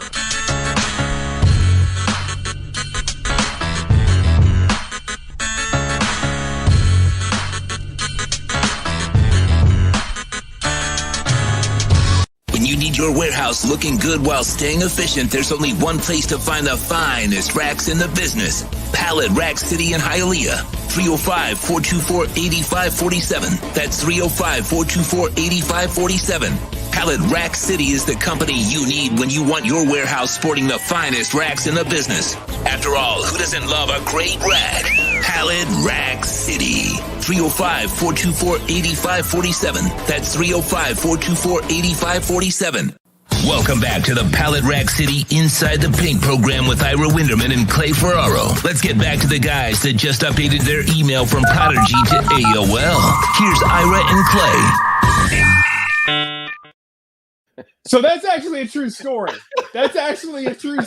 And I don't know, Ira, maybe you like to give out your email address. I particularly probably won't. You can hit my my WPLG email address. It's really easy to find. But Ira and I are two of like 7 people left on Earth that actually have AOL email addresses. That was not a lie. That was actually true. So, I first connected with Clay through our MySpace pages, and then I went from there. But you know what? You get an email. People start emailing you. You don't want to lose it. You don't want to lose your own contacts. Yes, I also have a personal Gmail. And remember, if you want to reach us on the show or you want to suggest a topic either for later in the show or next week, you can reach us at insidethepaint@yahoo.com. Apparently Yahoo has some email also, so that's good to know. So yeah, I might even close out my Juno account and just move over to Yahoo also. But another story for another day. But you know what? My good friend Israel Gutierrez has an AOL account also. So it's not just us older guys, Clay. Apparently it's still a thing. And I've also always got Twitter open. I know you do too as well, Ira. So if you want to tweet us at ClayWPLG, I've got that set up. And so I think I like to be good at responding. So if you guys have something that you want us to hit on really quickly, we can do that. But so Ira, when I was kind of reaching my teenage years, I don't know if you remember the show Real World. I don't know if that's still on MTV, but it still is. And yes, I do. And yes, It was kind of unavoidable. Yeah, exactly. Unavoidable. So, but when they were introing the show, one of the lines was, "We wanted to see what happened when people stopped being polite and started being real." So we're going to do that right now. So we've been talking in generalities about players and what the Heat may be able to do. I want to get real here, and I want to find out, is it even realistic to talk about some of these players? So let's go down the line really quickly, and let's start right at the top. Damian Lillard. Is it even realistic to discuss him as a possibility for the Heat? Yes, because you know what? Once a player puts himself out there, then anything is possible, to quote another player. So yeah, I think it's hard. He's under contract long term. There's no pressure from Portland. But as we know, what we've seen today from Xavier Howard, like we referred to, and other players, it's very hard to deal with a player once he turns petulant. Hasn't reached that point. I think the concern for the Heat should be if Portland makes a massive move to supplement and augment their roster, maybe brings on a Ben Simmons, brings on another player. That's what Neil Olshey is trying to do right now in Portland, is augment his team. So it'll be interesting. Can the Heat play defense? Don't trade this player to Portland. We want him. But yeah, Clay, once a player voices that publicly, goes to his guy, like you mentioned with Chris Haynes at Yahoo Sports, yeah, I think that's possible. And see, I'm glad you brought that up with going to Chris Haynes. So when you see things that may be kind of disputing some of these reports, Chris Haynes and Damian Lillard have had a great relationship for a long, long time. I think it's pretty well known that if and when something like this were to happen, it would come from Chris Haynes. So I'm very confident in going back to that original Chris Haynes report. Damian Lillard wants out. Is it realistic? I tend to side more with you on this because I think you're seeing a lot of even fans that are saying, no, why are we even talking about Damian Lillard? I thought yesterday it was really interesting, that report, I think it was True Hoop, that said, Lillard has enjoyed playing with a big man like Bam Adebayo. Mm-hmm. That goes back to what you were saying in the last segment about players want to know, what are you going to do for me? How are you going to surround me with it? Now, it's not just about playing with Bam and Jimmy, but I think when you start off with a big three like that, that's going to be really appealing to somebody like Damian Lillard. And let me add this. I think a lot of, Laker fans think they're going to get everybody. But I think the reality is, who would somebody like the Lakers trade that would be remotely attractive to Portland? So, I think Heat fans, you went from a few years ago thinking, oh, we can trade a second round pick and get the elite of the elite. We can trade our trash for your treasure. And now I think there's been kind of this overcorrection. You have to look at what other teams can offer as well. And Clay, just to interrupt you for a second, I think the Lakers' best offer right now would probably be a sign and trade of Dennis Schroeder, and then what they're offering everyone, Kyle Kuzma and KCP, Kentavious Caldwell-Pope, and that can't get it done. Because if that's all that it takes, then it becomes a case of sort of take my Tyler Hero, please. And the Heat are right in that also. So again, I think it's harder for the Lakers, even if Damian Lillard wants to go there. Again, the currency we mentioned in our first segment today that the Warriors have with 2 lottery picks, with being able to offer Jonathan Wiseman some other sweeteners from their roster, that's what makes the biggest difference. And then just to go to your other point there, when you talk about sourcing, I have a friend at ESPN, and basically he told me that every one of their NBA writers at one point each had a certain agency, and they would work with that agency. So when reporter X quotes Rich Paul from Clutch Sports or quotes from another agency, that's what they do. You sort of start to see whether it's a CAA or a guy who works with them, when they get their stuff from those agencies. So that's what we see. So I think people like you and I in the business will know, hey, he's a Rich Paul guy. He has quoted Rich Paul before. He's been spot on. He has quoted this guy from Octagon, or he's quoted this guy from CAA. He's been spot on. So that's how you sort of read these things also, Clay. So that's why I think in these cases you can agree and believe some of these things. Yeah, and so with a Damian Lillard type situation, it's not just that, hey, he wants out. It's he is largely going to pick where he goes. So I don't want to hear that Oklahoma City has 27 first-round picks, and so they can trump any offer that the Heat have. Damian Lillard isn't going to be clamoring to go and play in Oklahoma City. And not at 31 years old. Not at 31 years old, yeah. And to your point about what the Lakers' best offer could be, what good does a Dennis Schroeder sign and trade do Portland right now? If they trade Damian Lillard, it's because they got to start over. So be thinking when you see some of these reports, it's, okay, would another offer help this team do what they're going to have to do? So that's Portland, and that's Damian Lillard. I'm with you. I think it's realistic. I do think that there are teams out there that can offer more, but I also think that Damian Lillard's leverage here could also play a big role. Wizards, Bradley Beal, realistic or not realistic? Well, we know Bradley Beal has expressed an affection for the Heat. We've seen that on social media. We saw after just before the pandemic when he traded signed jerseys with Bam Adebayo, and Bam had it in the locker room there in Washington at their arena. So there's a closeness there. There's a fondness there. There's been a following back and forth. It's just a matter of can the deal get done. Clay, it's interesting. There were points after the Heat went to the NBA Finals when you started to think, should we really give up Tyler Hero? And even though it took more draft capital to, say, make a James Harden trade, there was still a thought from Heat Nation, Heat fans, maybe even inside 601 Biscayne, that you don't want to trade that kind of youth and give that up. I think right now the Heat would throw in Tyler Hero in a second. I think if they had to, they would throw in another one of their players in a sign and trade, or even like you mentioned at the top of our show today, come up with some sort of draft capital to sweeten it. So yes, as long as Bradley Beal is possible, and here's the difference. Damian Lillard has multiple years left on his contract. He does not hold the hammer. Bradley Beal next summer can become a free agent. That's the timing in the NBA, Clay. You wait to the end, you can lose a player for nothing. It's why you have a situation where Indiana trades a Paul George. It's why you have a situation where teams trade players a year and a half ahead of time to get currency. So this is Bradley Beal time right now. Keep an eye on part B of this equation. Russell Westbrook, not a free agent, still has big money on his contract. But if the Lakers make a move for Russell Westbrook, and you have a situation where it becomes a sell-off in Washington, where Tommy Shepard goes to the GM and they start all over again, that'll sort of give you a hint of where they're headed. So I think it's going to be interesting to keep an eye on the totality of Washington and not just Bradley Beal. But yeah, that's more so than Damian Lillard, a case of where there's smoke, there could be fire. The one team that I would be a little concerned about if I were the Heat in regards to Bradley Beal is Boston. And mostly because, look, Bradley Beal, I think, Brett, you're right. Bradley Beal has an affection for the Heat, for Bam Adebayo. Bam has not exactly been shy in putting out how much he loves Bradley Beal. Jason Tatum and Bradley Beal have like a real long-term relationship going back to St. Louis. I mean, they're really, really good friends. And so that would be one that would concern me a little bit.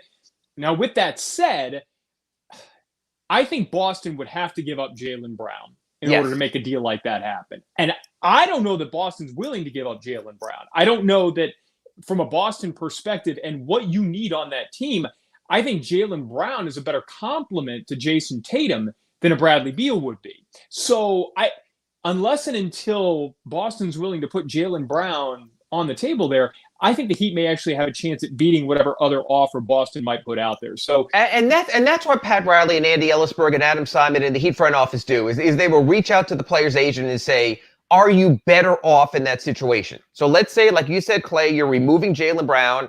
Now you're probably looking at a Boston core right now, and I don't want to overstate it all, Al Horford at this point in his career. So you're talking probably a big three of Jason Tatum, Evan Fournier, and Bradley Beal, okay? That's one big three. Or you're talking the Heat, Jimmy Butler, Bam Adebayo, Bradley Beal. That's what the Heat does, is they're saying, well, if you're getting traded for Jaylen Brown, it's a different dynamic there in Boston. Boston keeps being close and can't get over the hump.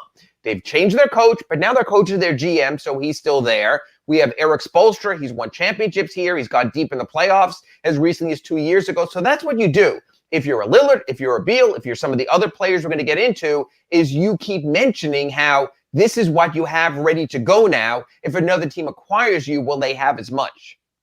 So those are the players that I think right now are the star level players that are quote unquote disgruntled or may be disgruntled, might get. So I want to talk now a little bit about the free agent side of this thing and guys who are impending free agents and the chances of bringing in these guys. So let's start with Kyle Lowry. And with Kyle Lowry, I don't know that it's as much, is it realistic for the Heat to entice him to come?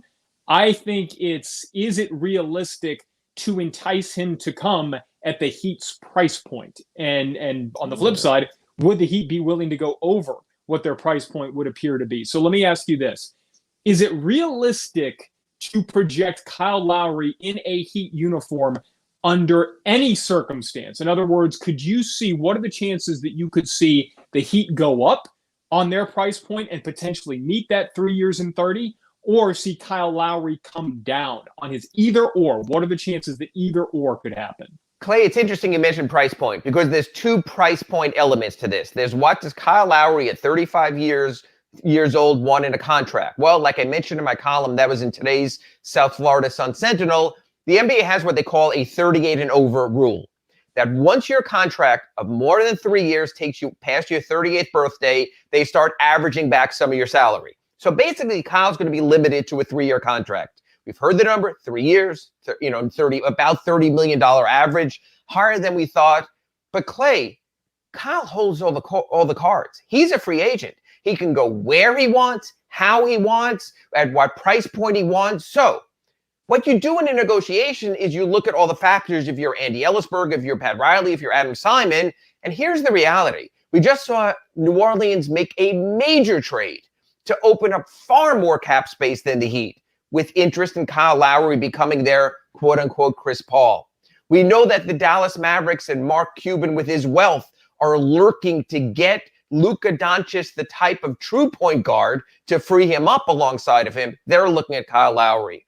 We know that Philadelphia, hometown Philadelphia, for Kyle Lowry, the 76ers are looking for a truer point guard as they probably or possibly move Ben Simmons. So you have this competition. So Clay, if you would have asked me a week ago, can the Heat negotiate a price point with Kyle Lowry? I would have told you, well, he's injury prone. He's 35 years old, so why not?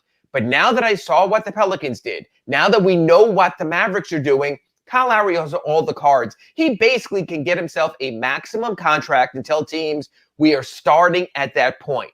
Then you get to the Heat. There's two mechanisms to get Kyle Lowry.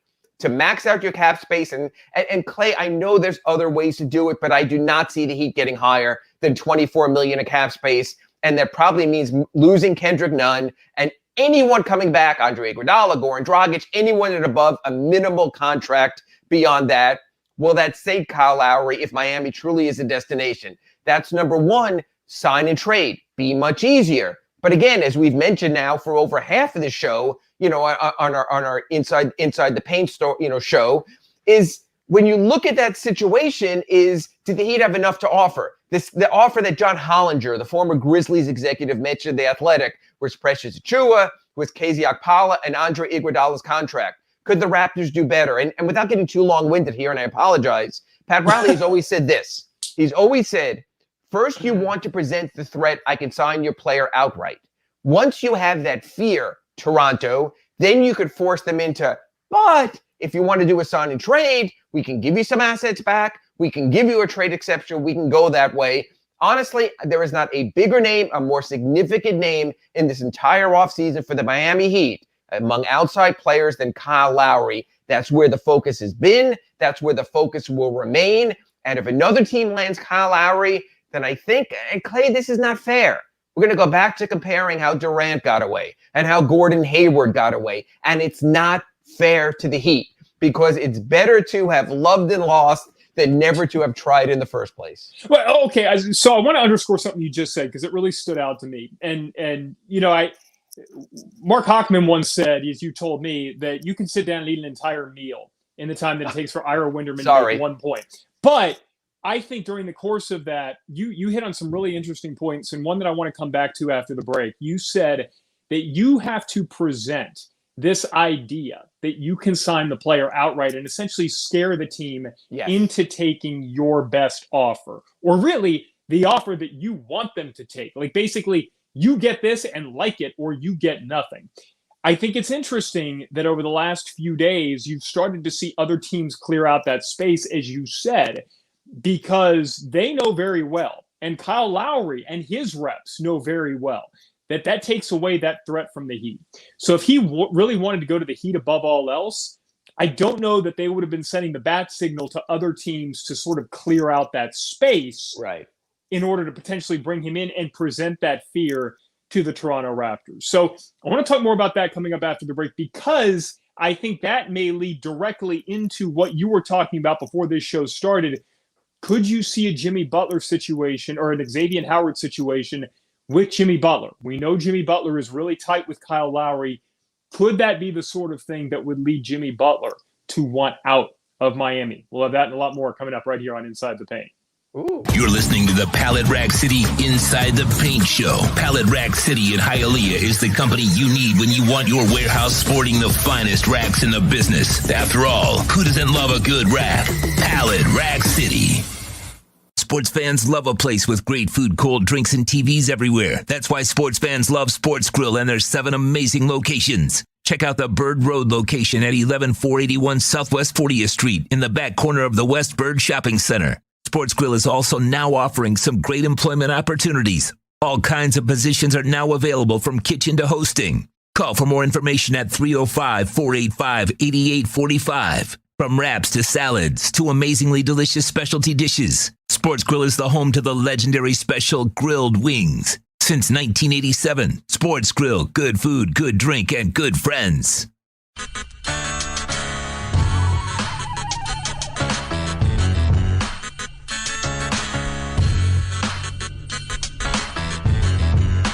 This is the Big O Show. This is the Big O Show. This is the Big O Show.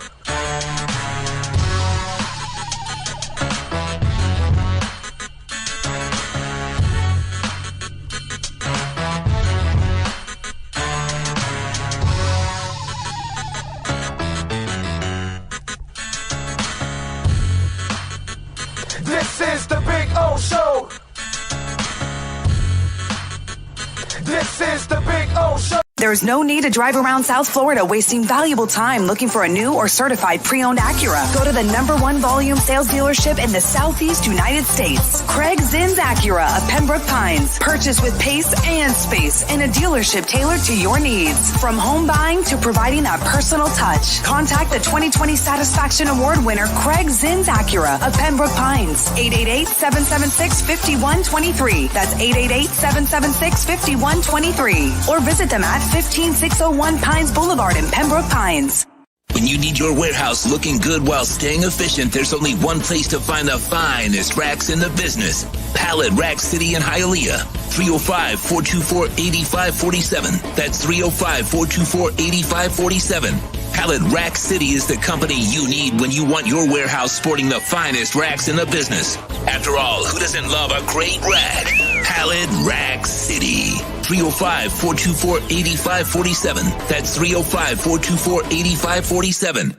If it's hardcore hoops you desire, make sure you subscribe to the Big O Radio Show and never miss an episode of Inside the Paint. Let's get back to the Pallet Rack City Inside the Paint Show with Ira Winderman and Clay Ferraro. Welcome back to Inside the Paint. We're going to wrap it up here, talking a little free agency, talking a little NBA draft stuff. This has been a blast, Ira. And as you said at the outset, if you're just joining us, you couldn't have picked a more perfect time to start this show in your Miami Heat fandom, just because of the big night that we've got coming up tomorrow night with the draft, and the fact that even though the Heat don't have a pick, this is an immensely important 36 hours for them, because it sets up what is an immensely important offseason for the Miami Heat, which really tips off for them on Monday with free agency. So with all of that said, you mentioned something before this show started. You know, we're watching right now, and Xavier Howard just walked out onto the field for the Miami Dolphins, even though he said last time, I'm just here so I don't get fined. So it's pretty clear he is going through the motions up to and until the point that the Dolphins trade him. He wants out. Could we see a similar situation with Jimmy Butler? You said we could potentially see an Xavier Howard type situation with Jimmy Butler. What could lead to that happening in your mind? Well, Jimmy Butler, next week at the start of the signing period, which actually is a week from Friday, is eligible for a 4-year, $181 million extension. That's the most he can get because of his age, because of the salary cap. That would replace not this coming season, but start after this coming season. Basically, you can have a contract in the NBA of up to 5 years. So that would be the case with Jimmy. He wants it all. Clay, you know Jimmy. When he wants something, he gets something. When he wanted out of Chicago, he got out of Chicago. When he wanted out of Minnesota, he got out of Minnesota. When he wanted out of Philadelphia, he got out of Philadelphia. When he wanted his free agent contract with the Heat, he got his free agent contract with the Heat. When he wanted some of his friends to come along, players you like with the Heat started signing those players. You want to keep Jimmy Butler happy. You also have to protect your future. And you have to consider at the end of that 4-year extension, you're talking about a $50 million-ish contract for a player who's 36 years old. Clay, if that sounds familiar, they'd have been here before. Remember with Dwayne Wade, with Pat Riley and Mickey Harrison, who have nothing but enduring love and respect for Dwayne Wade, started going through their math and said, based on where our team is right now, based on the expenditure, based on the age, can we do it for a little less? And Dwayne said, yes, see ya. I'm going to my hometown of Chicago, spending a half year in Cleveland before the Heat. Basically brought him back to try to salvage the situation. The problem is this. If you don't give Jimmy everything, we have seen petulant Jimmy. And frankly, Clay, and I don't use this word a lot, I am terrified.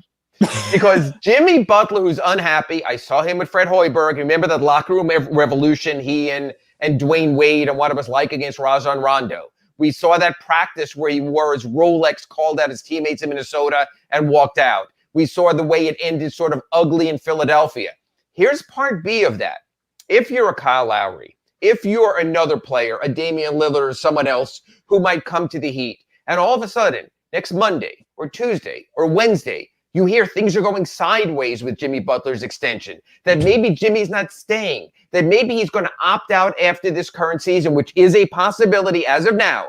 He is guaranteed locked in for this coming 21-22 season, but 22-23, he could wind up walking. You're saying to yourself, why would I go there when they have this Bam Adebayo maximum contract already on the books, might not be able to add another +1 to me?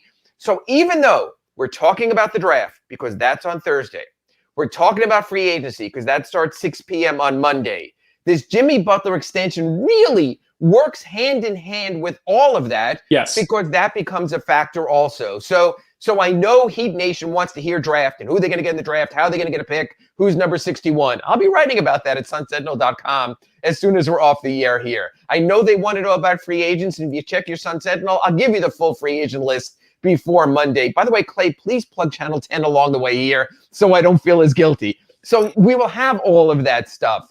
But what's also almost as paramount to all of that is what's going to happen with Jimmy Butler. And I got to tell you, Clay, it's not cut and dried, because it is $181 million, because it is a player who'll be 36 years old, because it is a player who is all-star level, borderline all-NBA level. So you sort of look at that also, and you got to say, are we spending our money wisely? He's sort of in a corner because there's not a lot of plan Bs for any of that. See, here's the difference between you and me, Ira. I'm doing it a little more subtly. The draft is on Local 10. So like I know when I'm promoting the draft, like I'm promoting everybody's going to watch our network. So that's I kind of like come at it from now. the, See, from the now I side feel door, now right? I feel guilty. Now I can't watch ESPN's coverage, so I'm glad I let you know. So That's right. That's right. That's right. So okay, this is what I wanted to make sure that everybody understands about every move that you're going to see, every rumor that you hear, every whisper, everything. This is all connected. And when I say that the draft is really, really important for the Heat, it's not just important whether or not they trade into the draft. I don't see them doing that. Mhm. It's not just important that because deadlines make deals and there is a minute chance that maybe they pull off a trade for a player tomorrow. I don't see it happening, but it's not just important for that. You want options. And if you see all of a sudden these deals being made where Damian Lillard ends up in Golden State, Bradley Beal ends up in Boston before the draft is over, then that's a signal that whatever it is that the Heat have been trying to work behind the scenes to get those players isn't working.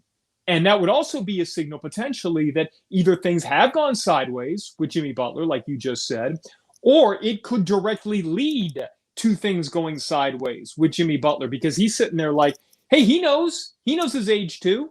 He knows that he's in the, I would say, the second half of the prime of his career, maybe not necessarily the back end of his prime, but very tactful there. Doing the best. Hey, that's the one thing I can bring to this show, right? But the bottom line is that he's a smart guy. He knows what is left of his career. And here's the other thing, Ira. If you're Pat Riley, and if you're out of time, you're Andy Ellisberg, you're okay potentially overpaying Jimmy Butler at the back end of that contract if it means that it gets you another star right now. So if you're a Damian Lillard, if you're a Bradley Beal, and you get the indication from the Heat that you're about to reach an agreement with Jimmy Butler contingent upon that player coming, then you're more likely to come. I remember, what was it, 3-4 o'clock in the morning when boom, Paul George to the Clippers, Kawhi Leonard to the Clippers. So all of these things go hand in hand. So I'm with you. I think if you're Jimmy Butler, man, you're sitting there saying, all right, who else are you going to get me? Who are you going to bring into this team that's going to maximize what's left of my prime? Now, Jimmy Butler's mind, I think he probably has 20 years left in his prime. But I think in his heart of hearts, I think he realizes that Father Time is undefeated. And so he's sitting there saying, who are you going to bring in that will make us a championship level team in 2022, this upcoming year? Who are you going to bring me that's going to help us hoist the Larry O'Brien trophy this year? So if that doesn't happen, if they don't make the sort of moves necessary to make him happy, or it doesn't appear that they're close to it, Jimmy's going to do exactly what you're saying he's going to do. He's going to start to see, all right, what are my options as well? So I think if they do reach an agreement with Jimmy Butler, where you're looking at the back end of that contract and you're saying, we're paying 35, 36-year-old Jimmy Butler $50 million, and you're a fan and you're sitting there saying, why would we do that? Wait to see what the next move is going to be. Well, there's two parts here I want to parse there, Clay. And one, I'm going to disagree with you. And I spoke about this earlier on our show, and something I think I might have to talk about next week when we're back with another Pallet Rack City Inside the Heat Paint show, and that's this. It does bother me how it gets cast when the Heat miss out on elite free agents that they somehow lost, that Pat Riley somehow failed. The Heat are very public in saying they go out to harpoon whales, right? Pat Riley's been on the record. He's spoken like that. You can't look at it a failure at it as a failure if you don't keep getting elite players. Over these 25 years, the Heat have gotten Shaquille O'Neal, LeBron James, Chris Bosh, Goran Dragic, Jimmy Butler. They've gotten their share. You don't get everyone. Two, it doesn't have to happen on Monday. It doesn't have to happen next Friday. There were other contingencies. We will see that and how it plays out with the team options for Goran Dragic and Andre Iguodala. They may pick those up by Sunday's deadline just to have the type of salary cap ballast that they had last season with Myers Leonard when his expiring was flipped for Trevor Ariza, who gave him a nice push going into the playoffs. So again, this is, and you know this, Clay, because you're part of this.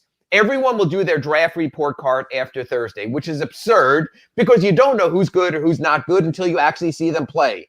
Everyone will do their free agency report card probably next Tuesday or Wednesday when most of the deals are done, but not all of the deals. And there still is time for this. Look at last season and the timing of the James Harden deal. Maybe it takes a Beal or a Lillard going into camp and making it difficult. Maybe one might see that, might not with Xavier Howard. We certainly have seen that with other NFL players. I'll report, but I won't be myself. So let's not get too caught up in the timing right there also of those situations of they didn't get this guy right away and this guy got away and Kawhi Leonard re-signed here. There's a lot of other players. And the one thing that when I speak to Andy Ellisberg, he always warns me on this.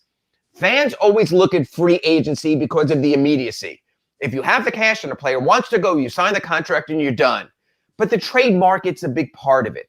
And if you have cap space, it means you can take in someone's $20 million player and only send out a $6 million player, or with a base year compensation of a Duncan Robinson or Kendrick Nunn in a sign and trade. So there's a lot of maneuvering, and it doesn't have to be immediate. So when you and I talk again, and we come back next week on our Pallet Rack City inside the Paint Heat show, it might not be a case of where everything is done. It might starting to lay the groundwork. A matter of fact, you might see, wow, Ira, the Nets didn't get better, and the Bucks didn't get better, and the Celtics didn't get better, and there still is time, and it may wind up looking like that also. So I think there has to be a degree of patience with the Heat, understanding they are not going to play their next game that counts until late October. We all want the instant gratification. It's not always how it works in this business. You said you're disagreeing with me. Where do we disagree? Well, No, I I think we're on the same. No, and I'm joking. I think we're on the same page here because I think it's not just, to me, the immediacy factor is if every conceivable option right now were to run out. So I'm not saying that if we're here on Wednesday and the Heat don't have a deal in place for Bradley Beal, that it's a failure. Right. I would say if we're sitting here on Wednesday and Bradley Beal's already been traded elsewhere, Damian Lillard has already been traded elsewhere, Colin Sexton is off the table. Malcolm Brogdon is off the table. Kawhi Leonard has already signaled to the Clippers that he's opting in. Like every possibility Kyle Lowry has already agreed to a deal. If we get to a point where all of the conceivable deals are off the table and the Heat haven't found a way to add someone that's going to make Jimmy Butler happy, that's when I think you start to get a little bit nervous. And again, adding into the fact, too, that if all of that happens and Jimmy Butler hasn't re-signed, hasn't gotten it, then I think so. Keep in mind as you're seeing things happen or potentially things not happen with other teams, what possibilities remain as the days go on. And there's one thing I want to double back on that for this reason. If, as you say, those things happen, Clay, it's also important where they happen. Because if Bradley Beal is traded for that very attractive Warriors package of 2 lottery picks and Jonathan Wiseman and Wiggins, he goes to the Western Conference. If for some reason, I don't know how, but we're playing fantasy sports here, Damian Lillard goes to the Lakers, he stays in the Western Conference. If Kyle Lowry signs with the Pelicans or the Dallas Mavericks, he goes to the Western Conference. So I always look at these situations of there's the primary goal of landing the player to your team, but there's the secondary factor of does he change the playoff dynamic in the Eastern Conference? I still firmly believe that the Brooklyn Nets, once they get a full season of Harden, Irving, and Durant, are the team to beat. I now have to believe in the Milwaukee Bucks because they've won a championship with their core of Antetokounmpo and Middleton and Drew Holiday. So I get all of that also. So to me, it comes down to a case as much as anything is where do those players wind up going? Who do they wind up signing with? Where does it leave the Heat in that situation? And since I think we've maybe lost Clay here for a second because that's how internet connections tend to run, I sort of want to touch on another thing here also before we quickly, there's Clay. Clay shows up like that. I think he was going to our email bag. And again, you can reach us at insidethepaint@yahoo.com. Unfortunately, it was my AOL email that I had linked the link to this to. So clearly that went away. Everything that you were saying about watching where these players go. I think I agree on the Nets still being the class of the conference. Right. I think we saw what I think the concern with the Nets was, which is Kyrie Irving can't stay healthy. James Harden has stayed relatively healthy over his, but he's also had nicks and knacks here and there. That the hamstring issue that I believe flared up in the playoffs a couple of years ago. I mean, he's had little things along the way. And obviously Kevin Durant with the Achilles, they're not injury prone, Durant and Harden, but you can see a situation. So you want to make sure that you're at least making your team better. Because like you said at the outset of this thing, look back at the last 2 years, and I don't think it was a bubble fluke what the Heat did last year. I genuinely think that team was really, really good and really put it all together.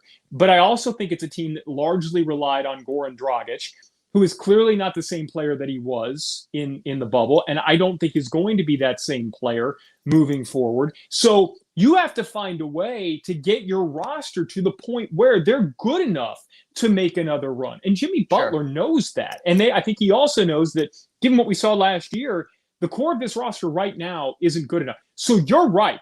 I don't think it's as big of a problem if those players go to the Western Conference, but I also don't think it changes the fact the Heat need to get better. They need to make this roster better. And Clay, I want to touch on something real quick because obviously we're running out of time, which I knew we would have in this first time because there's so much going on. And again, if you've missed any of the show today, just search on any platform for Big O Radio Show. You could smash the like button right there, and you can join us every week. We'll be here on Wednesdays at 10 a.m. Over the next week, by Sunday, the Heat have 4 decisions to make.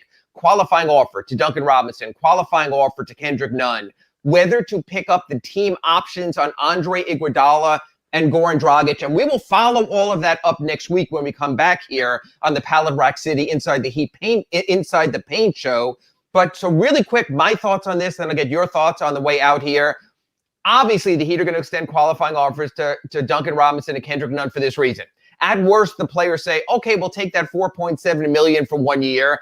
They're going to do a lot better. There's no risk from the Heat. If the Heat want to regain that cap space, they have about 2 weeks. They can pull those offers, turn it back to cap space. So that's going to happen in the first place. So those two, I think, are automatic. The deadline is Sunday. I think you'll see that before, maybe even before people start listening to this show. So we apologize we're not on 24/7.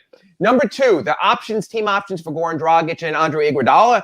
If they pick them up, it does not mean those players will remain with the Heat. It means they are salary cap balanced. It means they can balance trades. It means they might be kept like Myers Leonard was until last season's trading deadline also, because you wind up in a situation you might need to balance deals. So we started the show. You talked about the draft. You talked about the free agency. You talked about Jimmy Butler's contract extension deadline, the window that opens next week. There's 4 other things. There's Duncan Robinson, there's Kendrick Nunn, there's Andre Iguodala, there's Goran Dragic, which just shows you there is so many balls up in the air for the Miami Heat that as much as they know what they're thinking, I think they are sort of open to anything and everything at this stage, as just about everyone who's listening here thinks might or might not happen. We will know a little bit more by next Wednesday's show. We will know a lot more when I'm out in Las Vegas in Summer League in 2 weeks. I'm doing this with my hands because it all works together. There are a lot of balls being juggled, not just for the Heat, but for everybody else. The Jimmy Butler extension, the potential Kyle Lowry talks, the potential trade talks with guys like Beal and Lillard. The deals for Dragic, they all work together. So be thinking in your mind and why the next 36 hours are critical if you're a Heat fan. Don't just look at the moves the Heat make or don't make.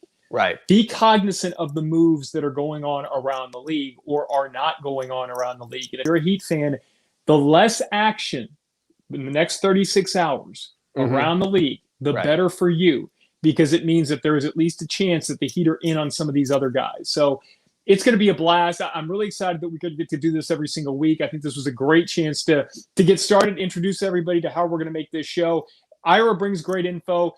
He can't always tell you exactly what he's hearing, but follow what he is saying and kind of connect the dots a little bit. And I think that's why it's great to have you on here, Ira. So thanks for joining us. All of you, thanks for joining us. Next 36 hours, critical. We are going to have a blast following all of this with you. Stay tuned. Big O Show coming up next. See ya. You've been listening to the Pallet Rack City Inside the Paint program with Ira Winderman and Clay Ferraro, exclusively on the Big O Radio Show. Search Big O Radio Show on most platforms. Subscribe and smash the like button to support Inside the Paint. If you want your warehouse sporting the finest racks in the business, there's only one choice: Pallet Rack City. When you need your warehouse looking good while staying efficient, there's only one place to find the finest racks in the business. Pallet Rack City in Hialeah. 305-424-8547. That's 305-424-8547. Pallet Rack City is the company you need when you want your warehouse sporting the finest racks in the business. After all, who doesn't love a great rack? Pallet Rack City. 305-424-8547. That's 305-424-8547.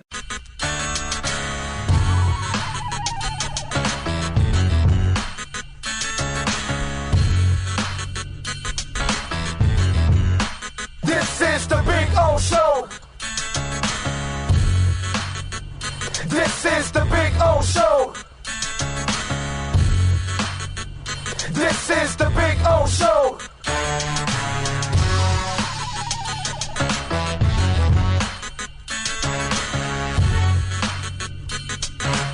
There's no need to drive around South Florida wasting valuable time looking for a new or certified pre-owned Acura. Go to the #1 volume sales dealership in the Southeast United States. Craig Zinn's Acura of Pembroke Pines. Purchase with pace and space in a dealership tailored to your needs. From home buying to providing that personal touch. Contact the 2020 Satisfaction Award winner Craig Zinn's Acura of Pembroke Pines. 888-776-5123. That's 888-776-5123. Or visit them at 15601 Pines Boulevard in Pembroke Pines. The viewpoint, statements, or beliefs expressed on the following program by the host, guests, or callers are not necessarily the opinions of FantasyXS.com, Media Group Inc. ownership, management, sponsors, or website.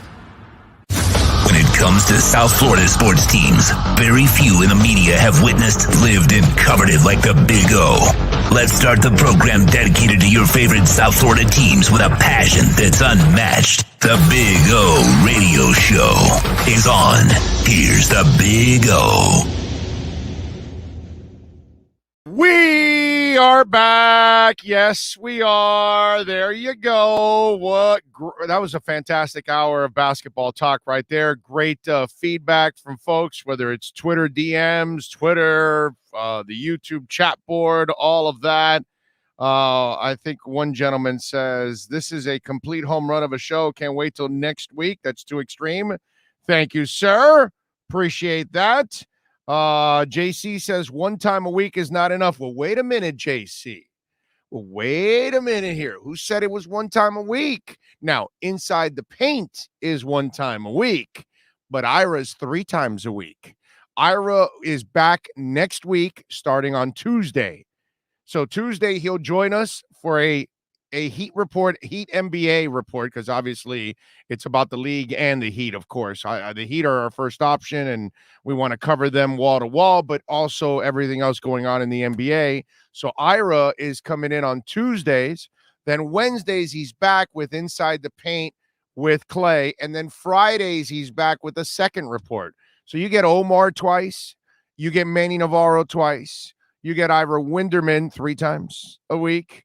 You get Clay Ferraro once a week. You get Kyle Krabs starts exclusively next week with us every Wednesday. So, I mean, listen, man, we're doing our best to try to load this thing up and give you guys all kinds of great options here on the program. So thank you very much. I thought Ira and Clay did a phenomenal job. Appreciate it. We've come a long way, right? From when we started, what was it? Almost 2 months ago? About 6 weeks ago, 7 weeks ago, or whatever it is.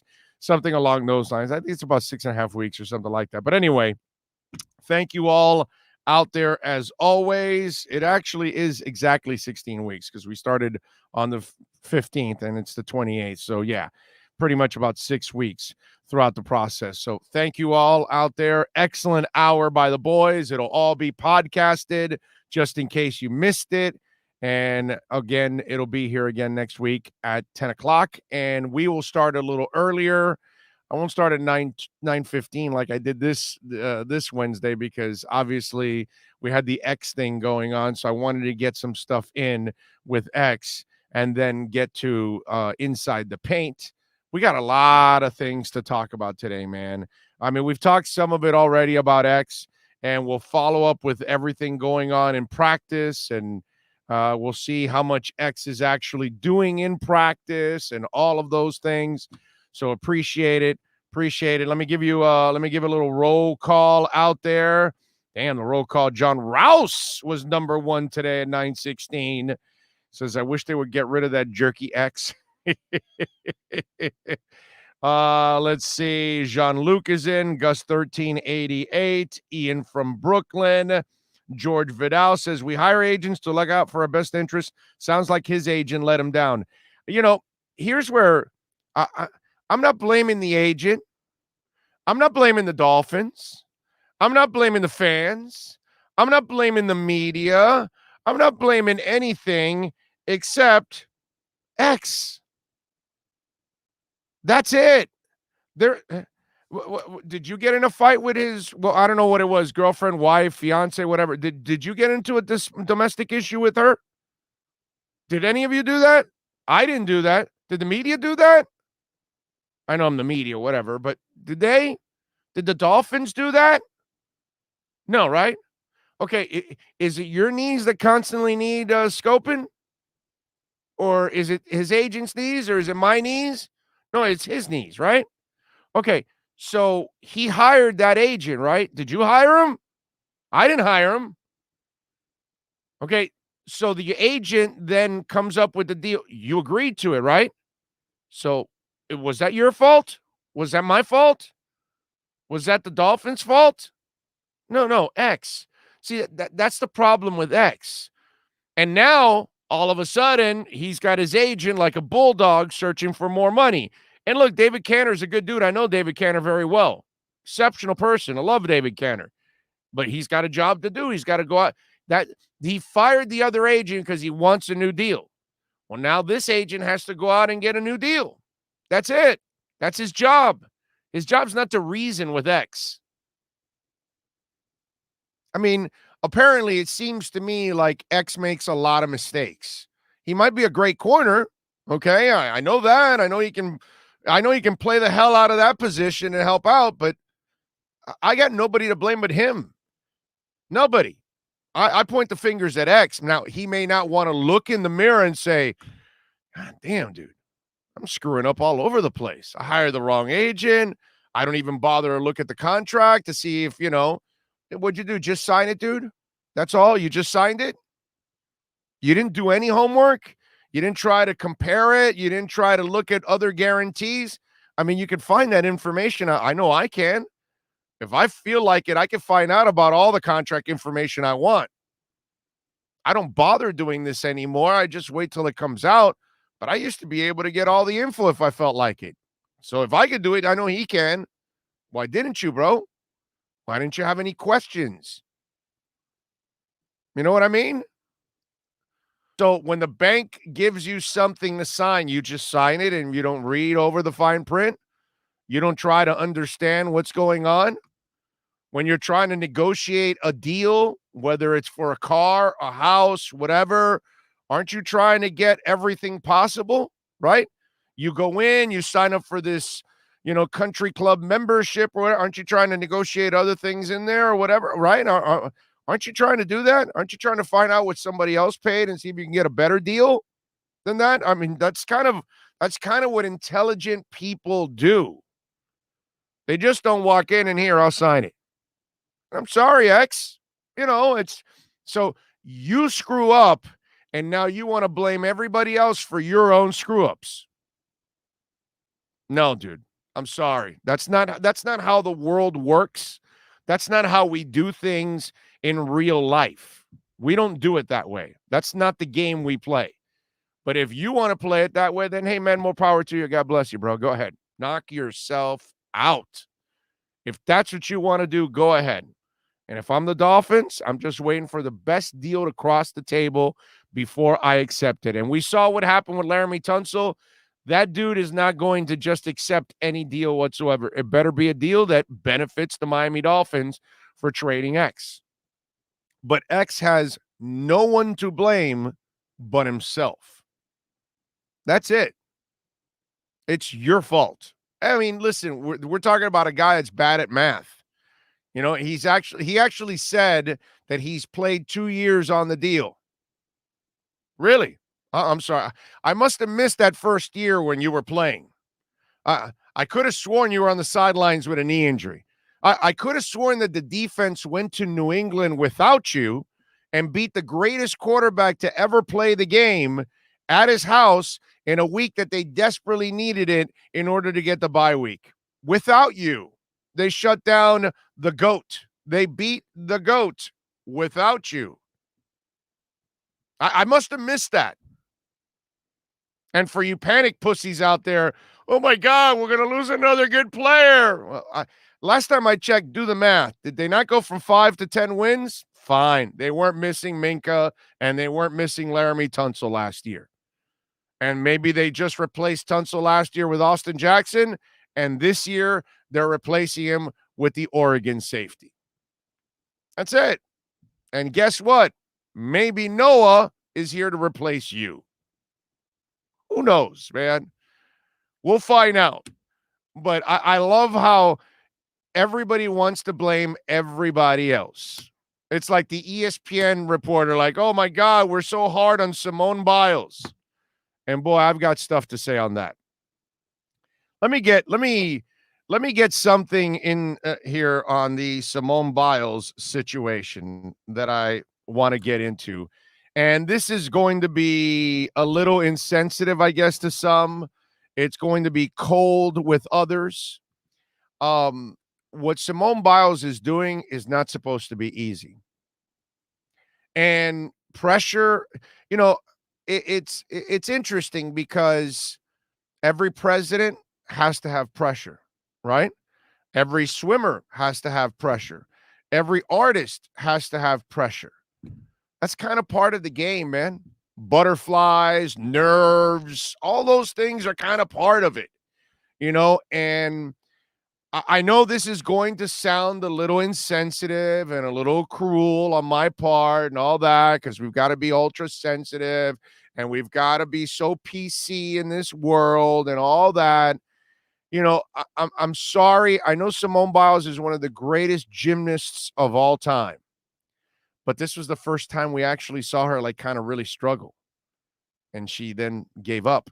And I got to tell you something. It reminded me a lot of Ronda Rousey. Ronda Rousey was fantastic as a front runner. She was fantastic as she was kicking ass and taking names and taking everybody down on the mat and wrestling them up and pinning them down and winning. And then the first time she got her ass kicked and she faced adversity, she folded like a cheap 10. And then we blame, everything on anxiety or that that the pressure and all. That's why it's so special. Okay. And again, I know this sounds cruel. I know this is something that doesn't really go with today's society, but I think Jesse Owens lining up in front of Hitler felt a little pressure. Okay. I'm just saying. I think Jim Abbott with one arm facing 35-year-old Cubans and Fidel in the stands felt some pressure. I have two words for this young lady, Carrie Struggs. That girl blew out 2 ligaments in her ankle. And what was it, Bella Caroli or whatever the guy's name is, that historic, we need you one more time. You got to go. You think she wasn't feeling pressure? You think she wasn't feeling anxiety? You think she wasn't feeling butterflies? You think she wasn't feeling pain in that ankle with 2 ligaments that were blown?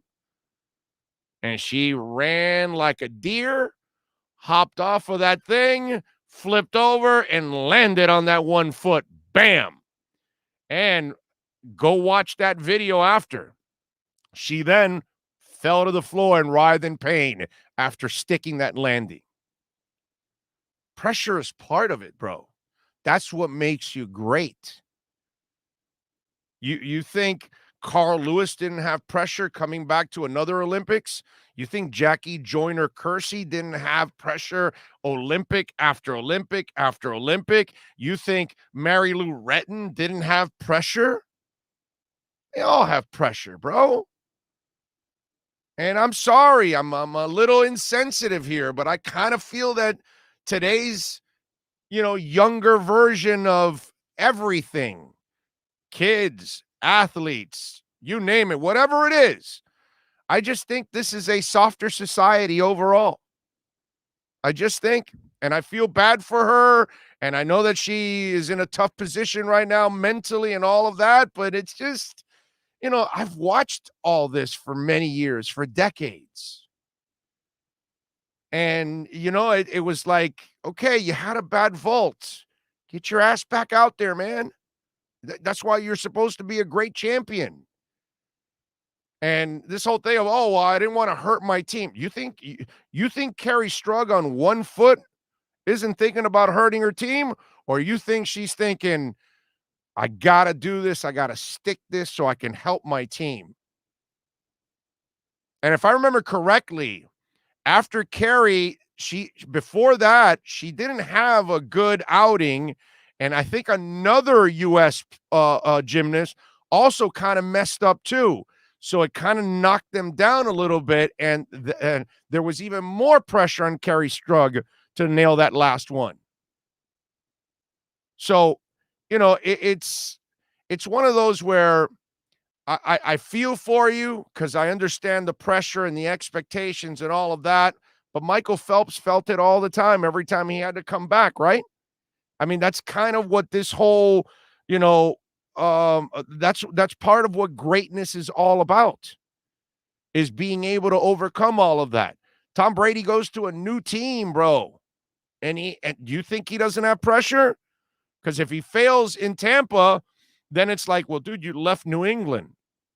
So he had to go somewhere else to help another team win. That's a lot of pressure on him, man. And so pressure is nothing new watching Eric Heiden. I mean, I'm old, bro. I know about all this kind of stuff. And I know I know what I'm doing and saying is insensitive right now. You know what I mean? But I've watched the same people, just like Simone Biles, fight through the adversity. That's kind of part of greatness, is that, yes, I know there's pressure. If it was easy, then I would be able to do it, right? Then I would be the fat guy in old school, right? But I need kind of video help and editing and all that to make it look like I can do it. But I really can't. That's what makes you special.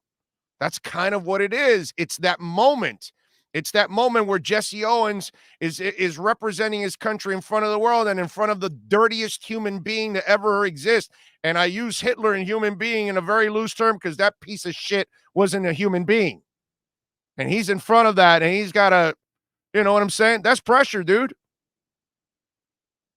So it's part of the game.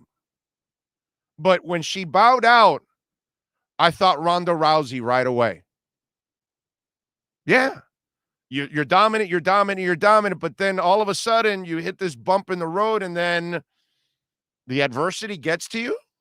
It's kind of, it doesn't take away from her being a great champion. It just kind of takes away from this moment here.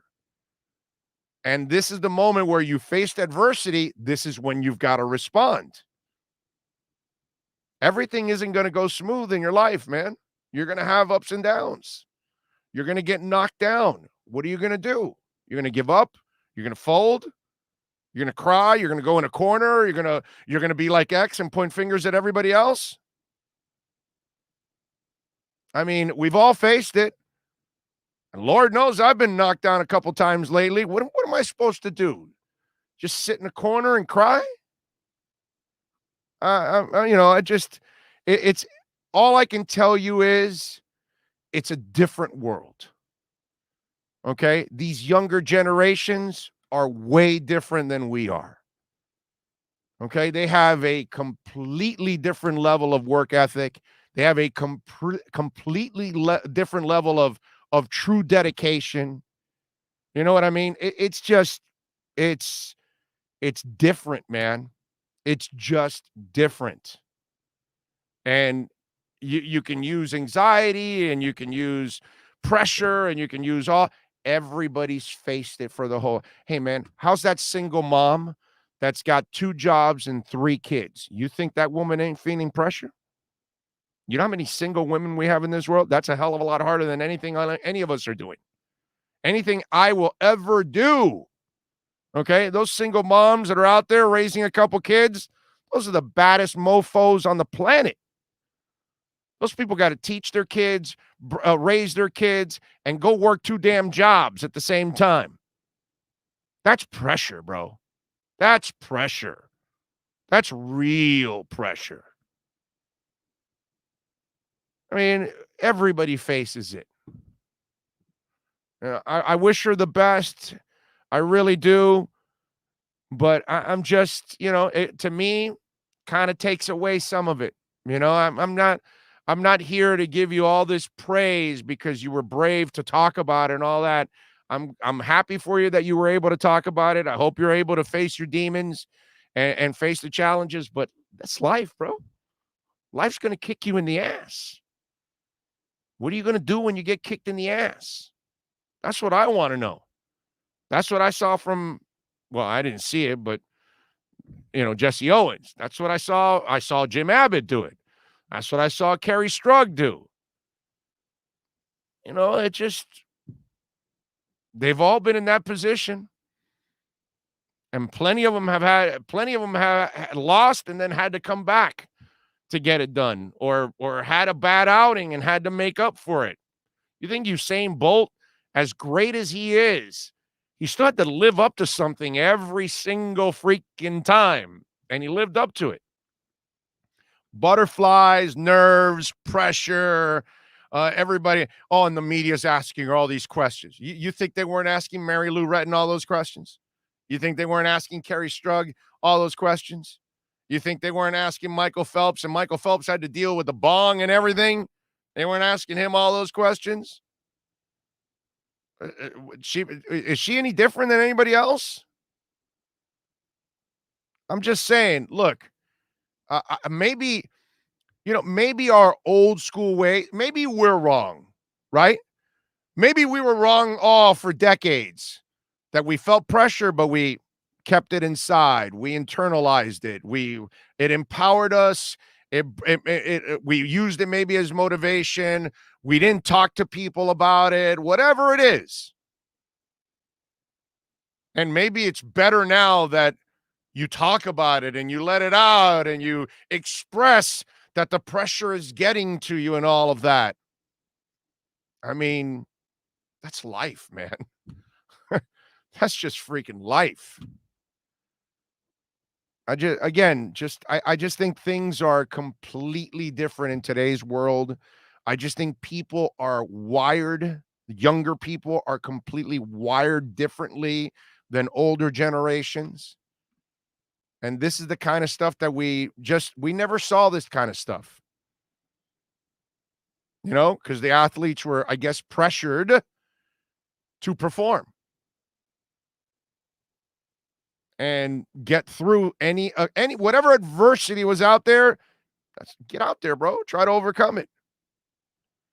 And that's what I wish you would have tried to do, is overcome it. The thought of, I'm going to hurt my team. You're the best in the world, man. You got to go out there and be tough enough to overcome that thought right there, that I'm going to hurt my team. No, I'm pissed. I want to make sure that doesn't happen to me again. That's what I think the attitude we kind of wanted to see from her, in a way. She's always going to be a great champion, but this is one of those situations where I think people can talk about it from either side of the fence, but please don't blame. It has nothing to do with anything on the periphery. This is something she's got to deal with.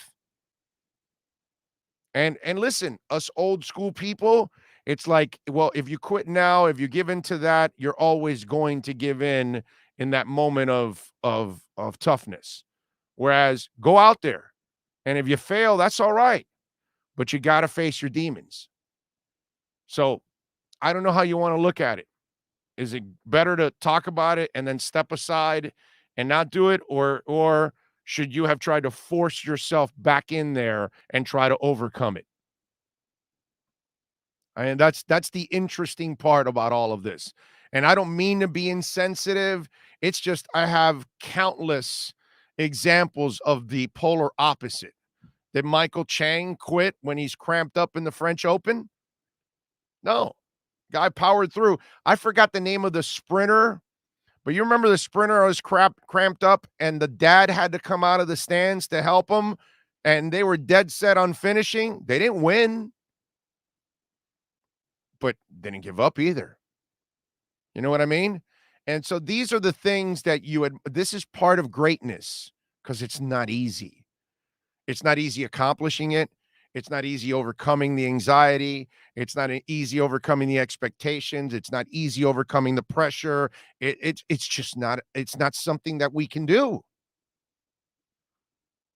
So when you're able to overcome, I always talk about this with Cam Newton. Cam Newton is playing his was a junior or senior, I forgot whichever it was, in Auburn, and he's having a Heisman Trophy like year. Okay, in the SEC. All right, man's kicking ass. He has lifted Auburn to incredible heights. Meanwhile, there's an investigation going on into Cam Newton. And every day there are stories of, did he take money? Did he do this? Did that? All throughout. Nothing ever, really materialized from it. But that young man could have easily folded the tent. Every week they're asking him about that. Every week they're asking the teammates. Every week they're asking the coaches about the investigation, all of that. Dude never folded, bro. Never folded. Went right, march right. It ain't easy. It ain't easy. Most of us can't do what Cam can do, right? Because the good Lord blessed him with this physical traits that he's built like Adonis and plays like Zeus, right? On the college level. None of us can do that. And then, not only that, he's in the SEC. He's at Auburn. He's kicking ass. And he's got an investigation. It's not supposed to be easy. That's why we admire it. When we watch Eric Heiden and his thighs that were built like tree trunks, and he's dominating, or you're Apollo Anton Ono, and you got to come back again to do it. It's part of the game, dude. That's why we admire it. That's why we admire Jackie Robinson, because Jackie Robinson was a great player, was breaking a barrier that nobody had broken, was dealing with all the damn racist, disgusting human beings, and I use human beings loosely with those people, and they're going at him, and he easily could have folded. That's kind of the beauty of all of this, is that we understand the pressure that they were under. We understand the ability that they have. We understand the accomplishments that they're going towards. That's why it's impressive. Because most of us would not be able to handle it. And those folks, now we handle it in our own ways, right? With raising our families and working our asses off and all that. And we have our own pressures that we deal with. But athletically, these are things that we admire. And I'm sorry, but when I see Simone Biles, I now think Ronda Rousey. Both great. Until that serious adversity hit, and then, whoa. Okay, so you can be a front runner, but then when, the rubber meets the road, something goes awry. That's where I have a little bit of an issue with it. But I'm cruel. What can I tell you? Lisa says, true. Oh, all the others had pressure, but not to the extent of today's kids. With social media and the 24-hour news cycle, it makes it much worse. Yeah. But I get the whole 24-hour news cycle and social media, but still, we're talking about Ronda Rousey was in the middle of it now. And she, we have other athletes that face the same kind of pressures in the last 10 years with social media and all kinds of other things, and they find a way to overcome. I guess I'm too old school in that sense. I feel for her, but I can't tell you that I'm on the side of I completely understand what she did. There's a part of me that said, you got to find a way, young lady, to suck it up, go out there. You're the best in the world. You got to find the courage and the confidence in you that you are the best in the world to go out and do it again. So to me, I just can't give you the break only because of social media and the 24-hour news cycle, because plenty of people were talked about constantly. We're still talking about athletes 10, 20, 30 years later. And I just mentioned Jesse Owens. Most of us that are old enough, you never forget about that kind of stuff. And if you watch the Jim Abbott thing, that's impressive. John Ross goes, I hope we don't have another world war.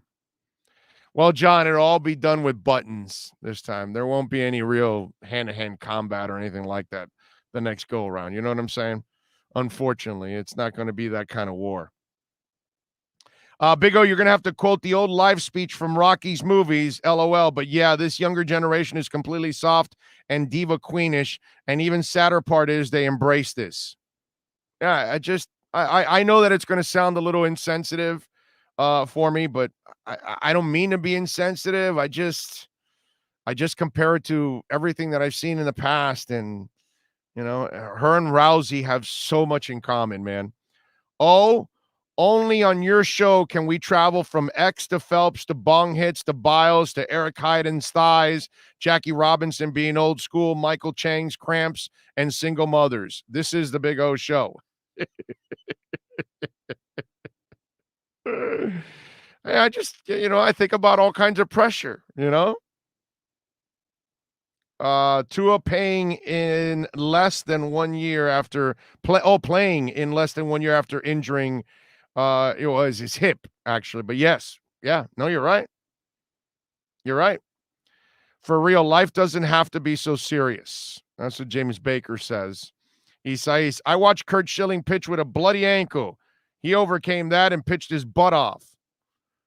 James Baker says, I think everybody just needs to meditate and chill out. Everyone's always on the go. Just take some time and literally do nothing. It's very nice. Highly recommended. James, a lot of people are on the go because they got to make some money, bro. You know what I mean? Some people can relax because maybe they got it better than others, but not everybody has got the same comfort zone. You know what I'm saying? Ian from Brooklyn says, she has goats sewn on all her gear, and then she nuts up at the Olympics. She's more like a lamb.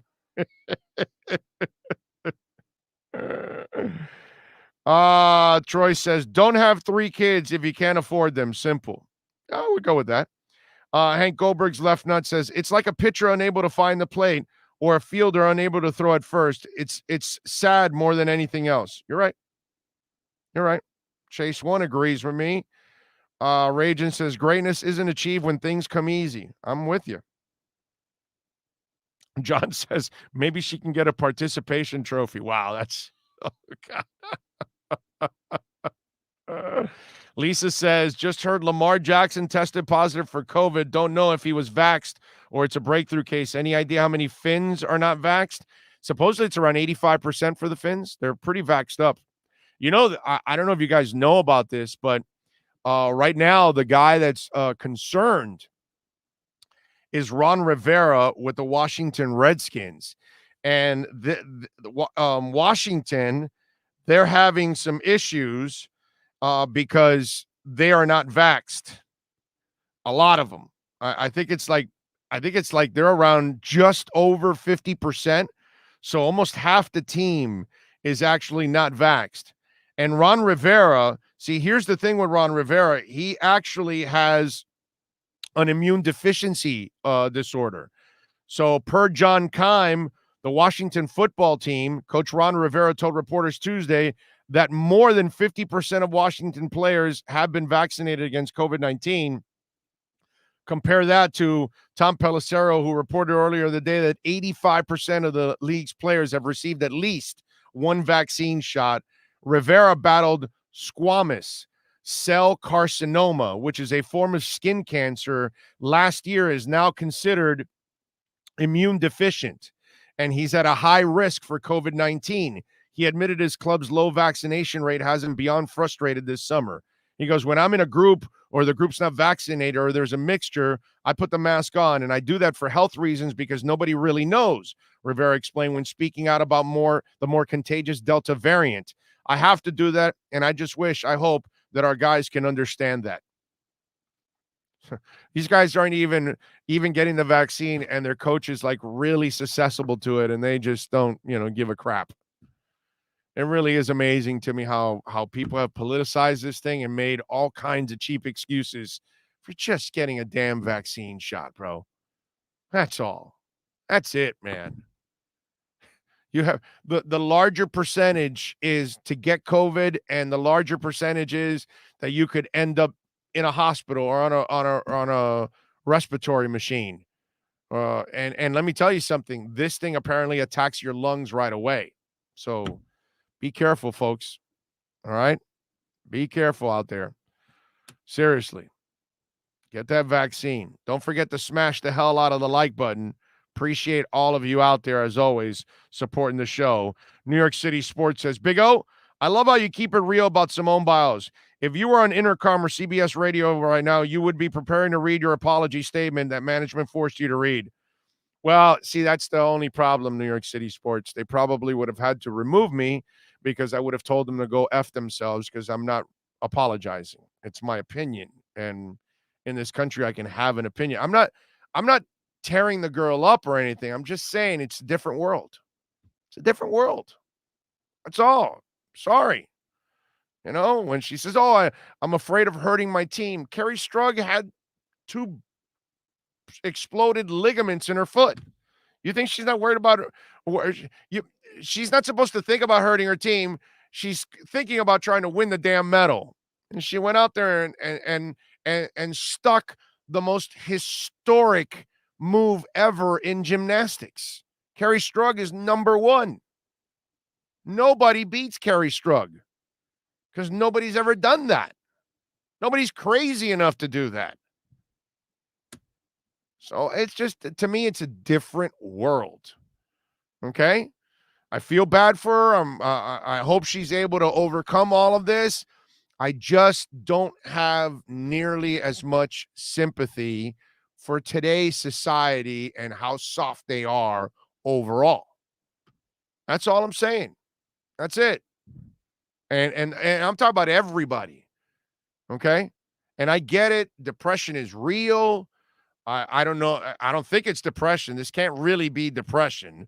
This has to be more anxiety. This has to be more nerves, all of those kind of things. And, there's one more thing I thought about Simone Biles. She's no longer hungry.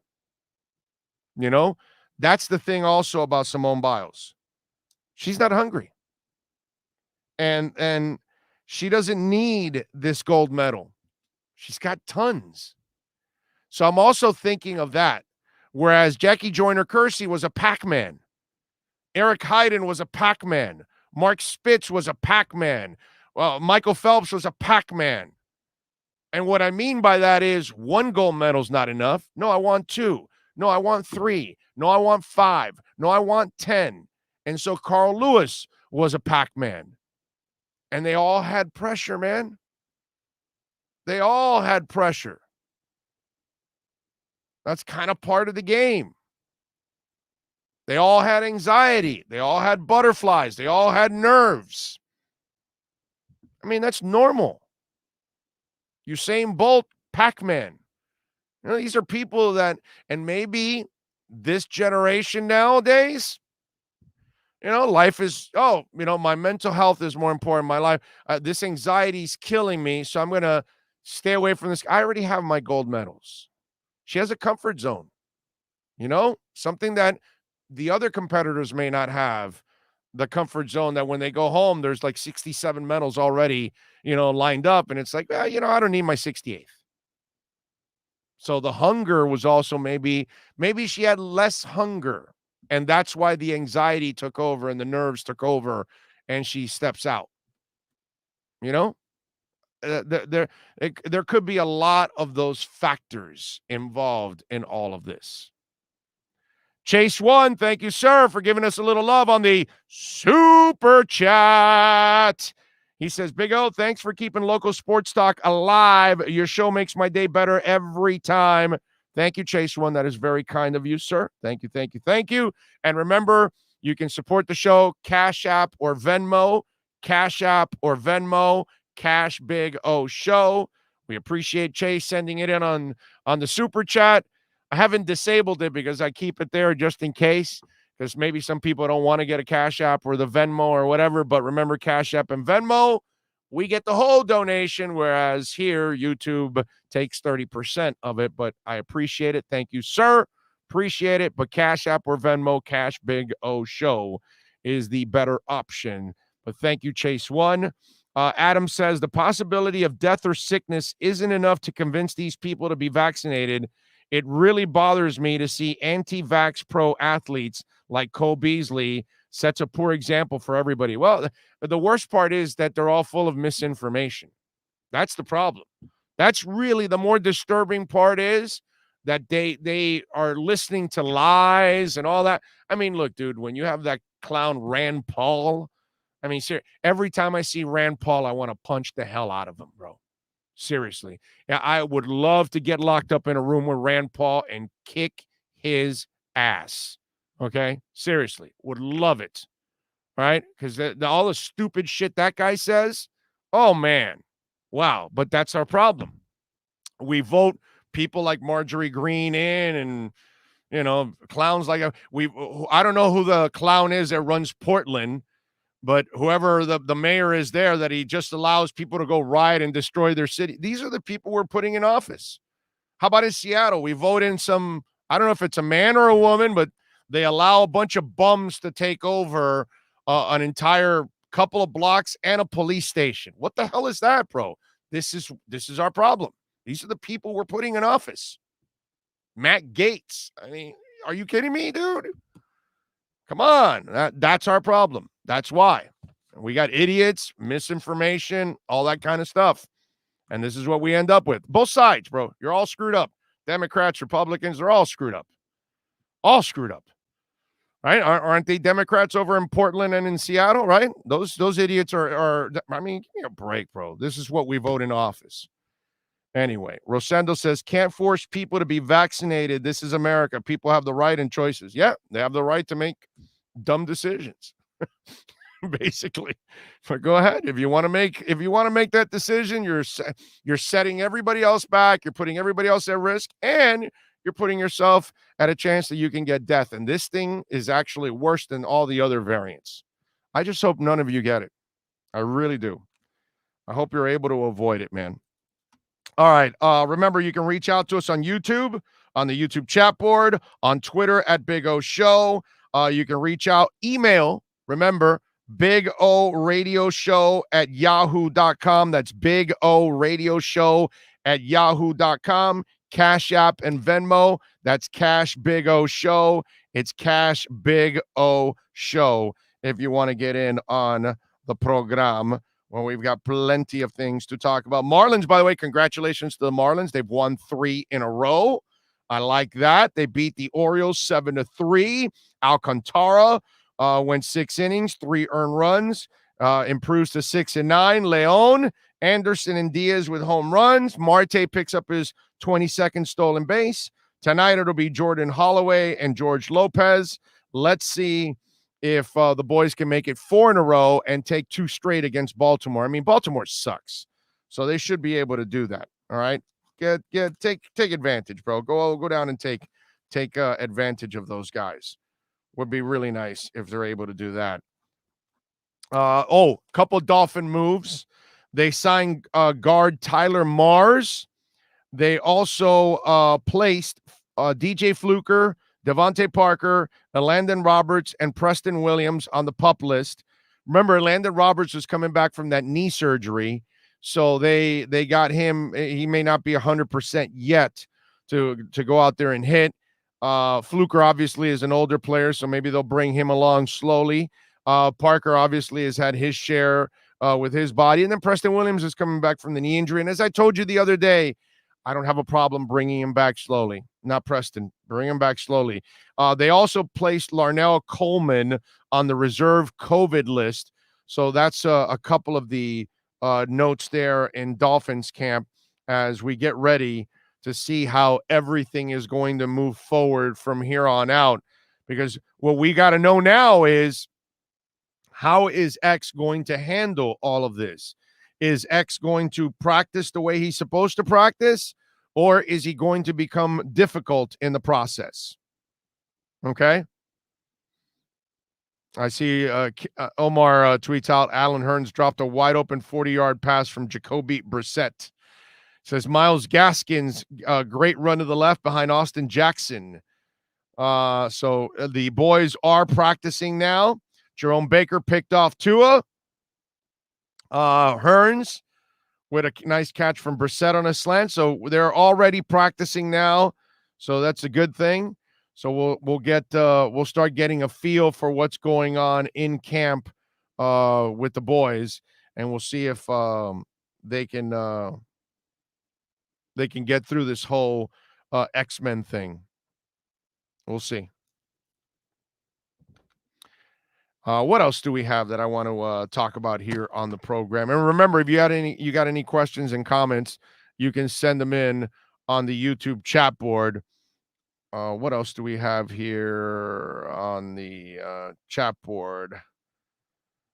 Let me see. Could you see X going to the West, then complaining about his contract once he realizes that he has to pay state taxes? LOL. He'll say that he didn't understand his contract again. That's a good one, Robert. That's actually a good one. And can you imagine if he gets moved to California? He has no idea. He has no idea. Hank says she is compromising all her endorsements, so it's not like she's walking away without consequences. I don't know if the endorsements will drop because she's a likable kid, you know what I mean, or a likable young lady already at this point. She's not that young anymore. But yeah, she's likable. I don't know, man. You know, could happen. You never know. What else do we have here on the chat board just to make sure there aren't anything there? Everyone makes mistakes. X, in my opinion, needs to accept responsibility for his own actions and decisions. That's not going to happen. That's for sure.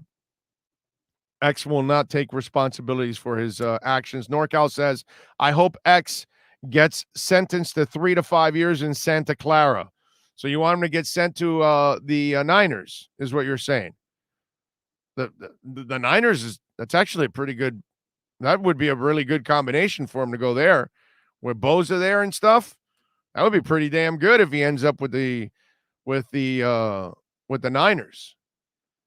Now, if he ends up with like the Raiders or something like that, that would be hilarious. And the Raiders, by the way, also need him. And the Raiders, wouldn't that be the best? Because I told you Seattle, Arizona, and New Orleans. I don't mind if the Raiders trade for him because the Raiders, John Gruden is a clown, and so that's a clown show. That'll be a pretty high pick in the draft. And there'll be multiple picks, obviously. And that's the other thing. Look, the Dolphins, at this point in time, they've got to trade him when they're ready to trade X.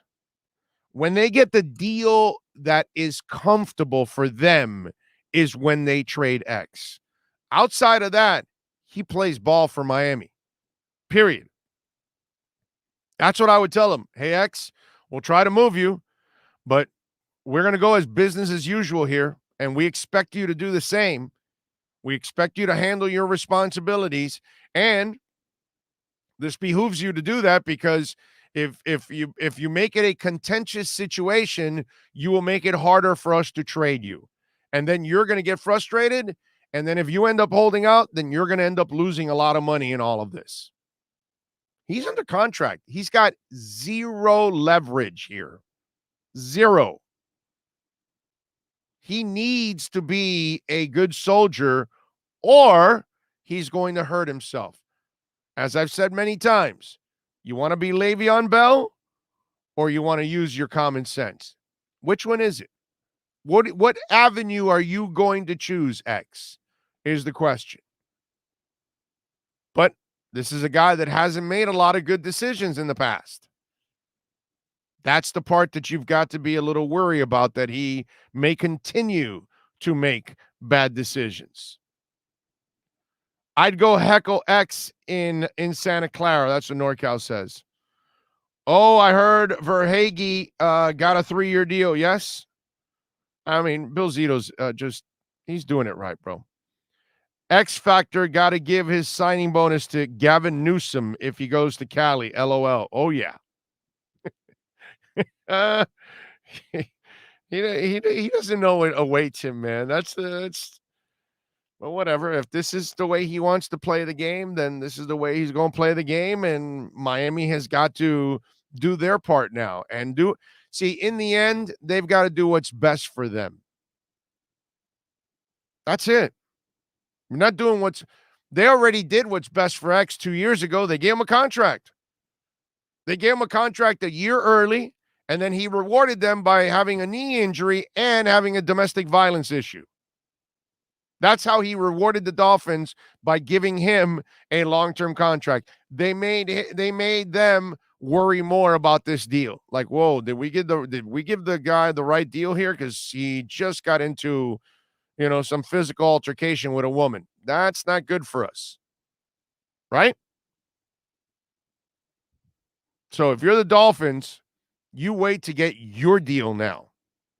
You've done everything. You drafted the guy in the second round when the league passed you up almost twice, and you still had several knee scopes, and then they still gave you a big-time contract, whether you were the first corner or second behind Josh Norman. Who gives a rat's ass? Seriously, that's your problem, dude. I don't care if you were the first or second highest paid corner, and I don't give a shit if you're the second highest paid corner on this team. That's your problem, not mine. That's your problem. You should have waited for a better deal. You now know that? Or was it that other agents were telling you, hey, why did you sign this deal? And so that's why you dumped your guy. And now you want to force the Dolphins to do something that will now be a problem for them for years to come. Because if anybody tells you, oh, no, just give them the money, they don't care. You know why? Because they don't have to actually deal with the consequences after that. They don't have to deal with the next player and the next agent and the next agent and the next agent going, yeah, no, I know our deal's only a year old, but you redid X's after a year. You can redo ours. We've outplayed it. We've outperformed it just like X did. And if you gave him and his agent the deal, you can give it to us. But nobody puts that in the account because they don't care. No, just give them the money. Of course, no, just give in to everybody. It's like the Bernard McKinney thing. And we were talking with Alan Poupar, and you can catch that interview. And my man Omar tweeted about it. But where I disagree with all of this is that wasn't Miami's contract. They traded for Bernard McKinney. And then part of that trade is, well, if you got leverage, you use it. So you think I'm going to start now? Okay, so now we're going to start picking on the Dolphins front office because they're shrewd and they know how to actually wheel and deal and create stuff and put it in their favor? Really? That's why Emmanuel Ogbah is on a 2-year prove-it deal, and they got 9 sacks out of him last year at a discounted rate, and he knows he has to go out there and perform again this year because he only has a year under his belt. So you're going to blame Chris Grier for putting him in a 2-year deal? And keeping Chris Grier is such a bad dude. Oh, he traded for Bernard McKinney, but he negotiated down the contract. Oh, wow, what a terrible GM. He saved himself money, but kept the player. Wow. Okay, he must be a terrible GM. He gives X a contract that some people questioned at that time, and now it looks like a bargain. So now we're going to pick on Chris Grier for making a great deal for the team. I'm trying to get a handle on all of this now. I mean, for years, all we had was incompetence. For years, we had people that would give Josh Sitton, a 32 or 33-year-old lineman with bad ankles, let's give him a contract. Let's give Mike Wallace and pay him like a number one wide receiver when he isn't. The worst part about that is having to argue with the idiots that would actually try to challenge me on telling me that Mike Wallace deserved the money and that he's a legitimate number one. Those people disappeared. I never saw them again. But that's, of course, to be expected. But I had to deal with that annoyance. So all of a sudden now, we actually have a GM that knows what the hell he's doing, and we got some people that actually are picking on him. I'm sorry. I'm on Chris Grier's side on this one. Like on many things that he's done already for the Dolphins. Let's see. We're going into year 3. He's already won 10 games. It looks like he found the right head coach, something that all the other GMs couldn't find. Looks like he found his quarterback, and he's loaded up the team with young players and more future picks. And what I love is some people may complain about X. And, let me say something here that I think I find somewhat interesting when we talk about X and the concerns that people have about trading him or getting rid of him. First of all, who drafted X? Chris Grier. So he found him in the second round. Let me ask you something. Are you convinced that Noah can't play? Because this guy's got an eye for talent, right? He found X. X wasn't anything special in first 2 years. He actually really wasn't anything special. Got better in the second year, but he wasn't special yet. So so we look at that and we say, okay, maybe he's got a guy in Noah like he found an X. He's the guy that drafted Minkah Fitzpatrick, right? Well, Minkah became a dick, so you traded him. But now he's got Javon Holland. So if Minkah was good, why can't Javon Holland be good? I mean, Nick Needham they found off the scrap heap, and he's actually a serviceable player. You see what I'm saying? And since Chris Grier took over, are the safeties not better at covering than they were before? Hell, they couldn't even cover a tight end. And since Chris Grier took over, I think he brought a defensive-minded guy in Brian Flores who's pretty damn good. And since Chris Grier took over, I think he maximizes most of his trades. And since Chris Grier took over, most of his contracts are pretty good overall. The Kyle Van Noy one was okay. That one hurt you. Flowers maybe a little bit. But overall, he does a pretty damn good job. And since Chris Grier took over, the team is in a trajectory that improves every year. So who's more important, X or the guy that drafted X and a whole bunch of other things in Chris Grier? You know what I mean? That's where you got to start to take a step back. Don't be such a little panic bitch here with all of this. If you lose him, it sucks. Yes, I get it, but it's not the end of the world. He's replaceable. If Tua ends up balling out, that's the dude you can't replace. It's hard to find another quarterback. Let me tell you something. If Tua hits, Chris Grier is behind. Obviously, we have to go, we have to give Shula his props, always number one. But after Shula, it'll be Chris Grier, and it's over. Like by miles. He's 100 times better than Jimmy Johnson was in a Dolphins uniform. Because if he hits on Tua, think about this. He hit on Flores and Tua. Who the hell else does that at general manager for the Miami Dolphins? Nobody. Nobody can find a coach. Nobody can find a quarterback. If that guy does it in his first 2 years, he found his coach and his quarterback, who's more important, X or Chris Grier? Right? So these are the things that you got to look at but the problem is, what have we talked about? What is the theme that I have talked about in the past? That we have too many Dolphins living in the past, and they keep expecting the other shoe to fall, and they keep thinking it's the same damn franchise from the past, and it's not the franchise from the past, bro. It's just not. This is a completely different franchise. And that's where we all have to feel better about this situation. So, yes, it sucks that we have to go through this with X, but it also sucked with Minkah, but he was a dick. What are you going to do?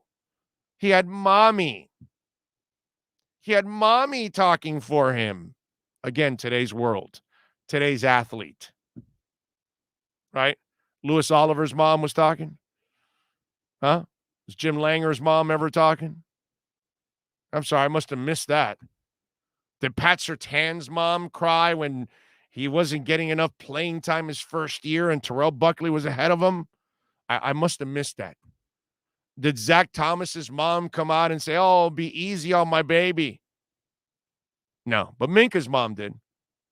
Again, today's world. That's what I mean. It's not a Biles thing. It's just it's a thing nowadays. It's completely different in today's world. The crap that goes on nowadays, it just did not go on professionally with athletes in the past. So feel better right now about all of this in the sense that you have the right GM in place. So if this guy needs to leave and he needs to get traded, well, then you move him, but you move him at your discretion. You move him when you get the deal you want. That's it. That's all. Hey, listen, I can guarantee you this, okay? He will complain about something wherever he goes. Bet your life on that. No doubt about it. John Ross goes, Jimmy Johnson found John Avery.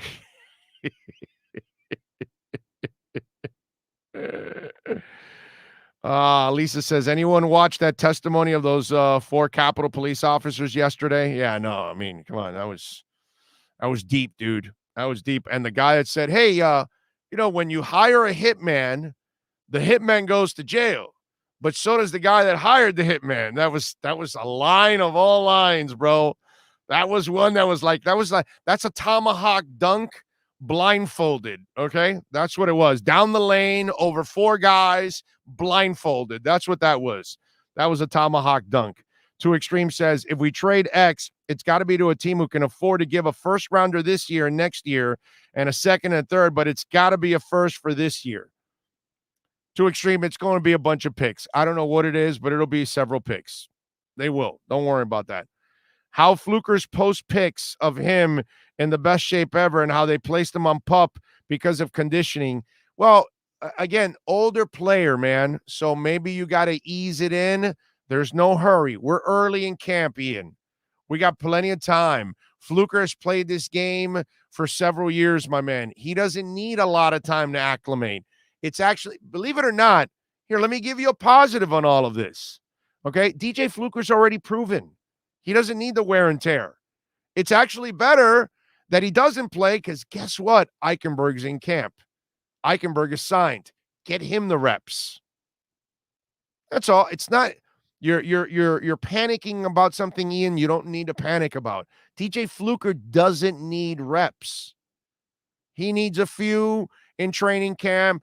Get him a couple reps in the preseason, and he's ready to go. He's a veteran, man. He's seen everything in sight. He'll be fine. That's not one we need to rush. Trust me on that. Okay? With that said, I definitely can see the Raiders, Cowboys, and Cardinals. Oh, for sure. For sure. I'm with you. Big O, ESPN reported that Xavier Howard wants to be traded. Yes, we know that, Antonio. Thank you, sir. Rosendo, unfortunately, these players acting out of this drama about their contract is making the NFL like a soap opera. Rosendo, that's every year, man. That's just the way it is nowadays. That's, that's kind of part of the attraction, I guess. We love train wrecks. GP Trap says, I agree with you totally and express my feelings on X on different social media as you have. I am behind Chris Greer all the way. That's what GP Trap says. Isai says, X just has to bite the bullet and play. Exactly. Wait his time and he'll get traded. But if he gets traded to a shitty team that gives him his money, I can't wait to see the complaints. It's going to happen. Manuel says, LOL, Twitter already freaking out about Tua throwing interception. Yeah, I know. What are you going to do? Andres Orozco is in. John Rouse. Ian from Brooklyn says, why is Waddle returning punts? I say, no. Well, you got to give him reps there. And maybe he's not the full-time returner because he's got to play a lot of receiver, but you do want to give him some reps. So he is, in rhythm with everything that they're doing, the blocking schemes, all those things. And that way you could use him, but probably on a part-time basis. I don't think that they'll use him a ton, but I think they will use him some early in his career, at least in his first and second years. Once he's kind of settled in, then I think they take him out of that mix. But you've got to use him a little bit and get him those reps so he knows what the hell he's doing on special teams and where he has to go with the different blocking schemes that they've got set up. Rosendo says, wonder if the Dolphins would have higher draft pick if they traded X before the draft. Maybe. You never know. You never know. Now you're going to have to foresight now. If you trade him now, okay, you might. If you trade him at the end of the year, then you know where everybody's at. So you're good. I'm telling you, the only way they trade him this year is if the offer, I'm sorry, not this year, because it could be December or January, and you think it's still this season. What I mean is early now.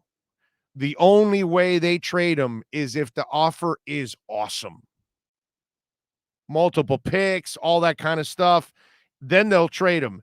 If the offers are they're going to wait till the end of the year. Guaranteed. They'll wait till the end of the year.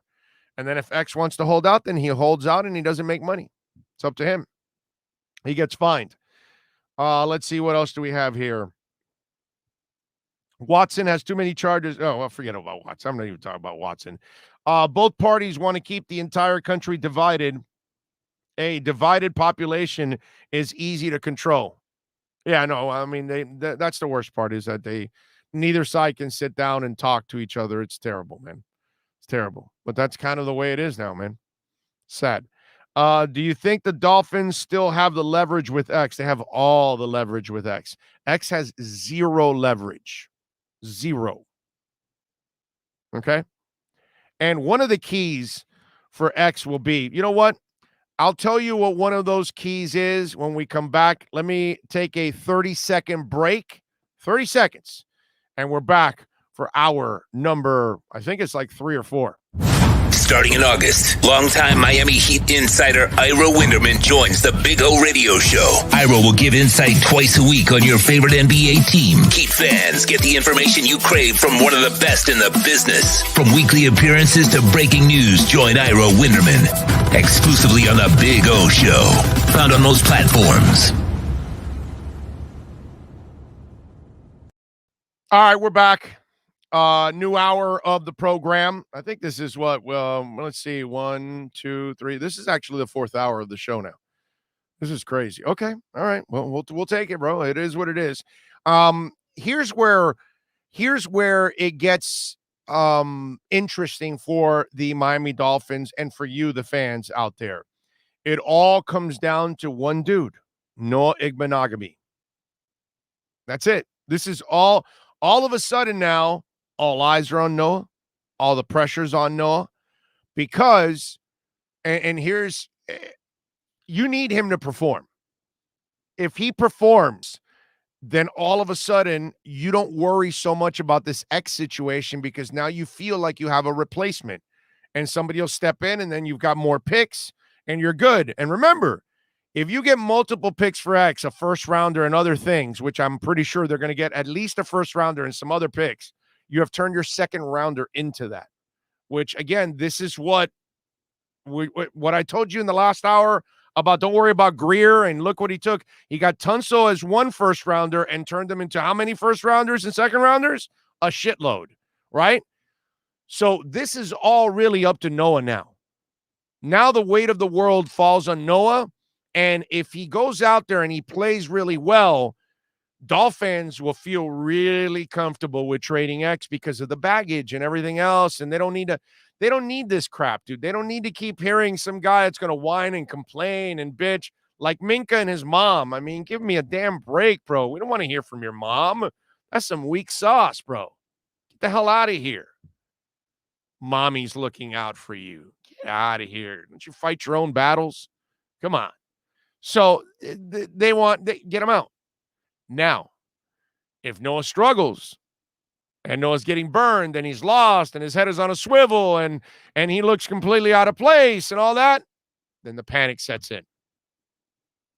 Okay? Then that Bitcoin crash panic sets in. That's it's pretty simple. It comes down to that now. Now, here's the thing. If you're X, you're smart. You go out there, you play your game, you play well, you're the good soldier. You keep saying, hey, I want to get moved, but I'm going to do my job here. I'm going to be a professional. That sends the right message to everybody.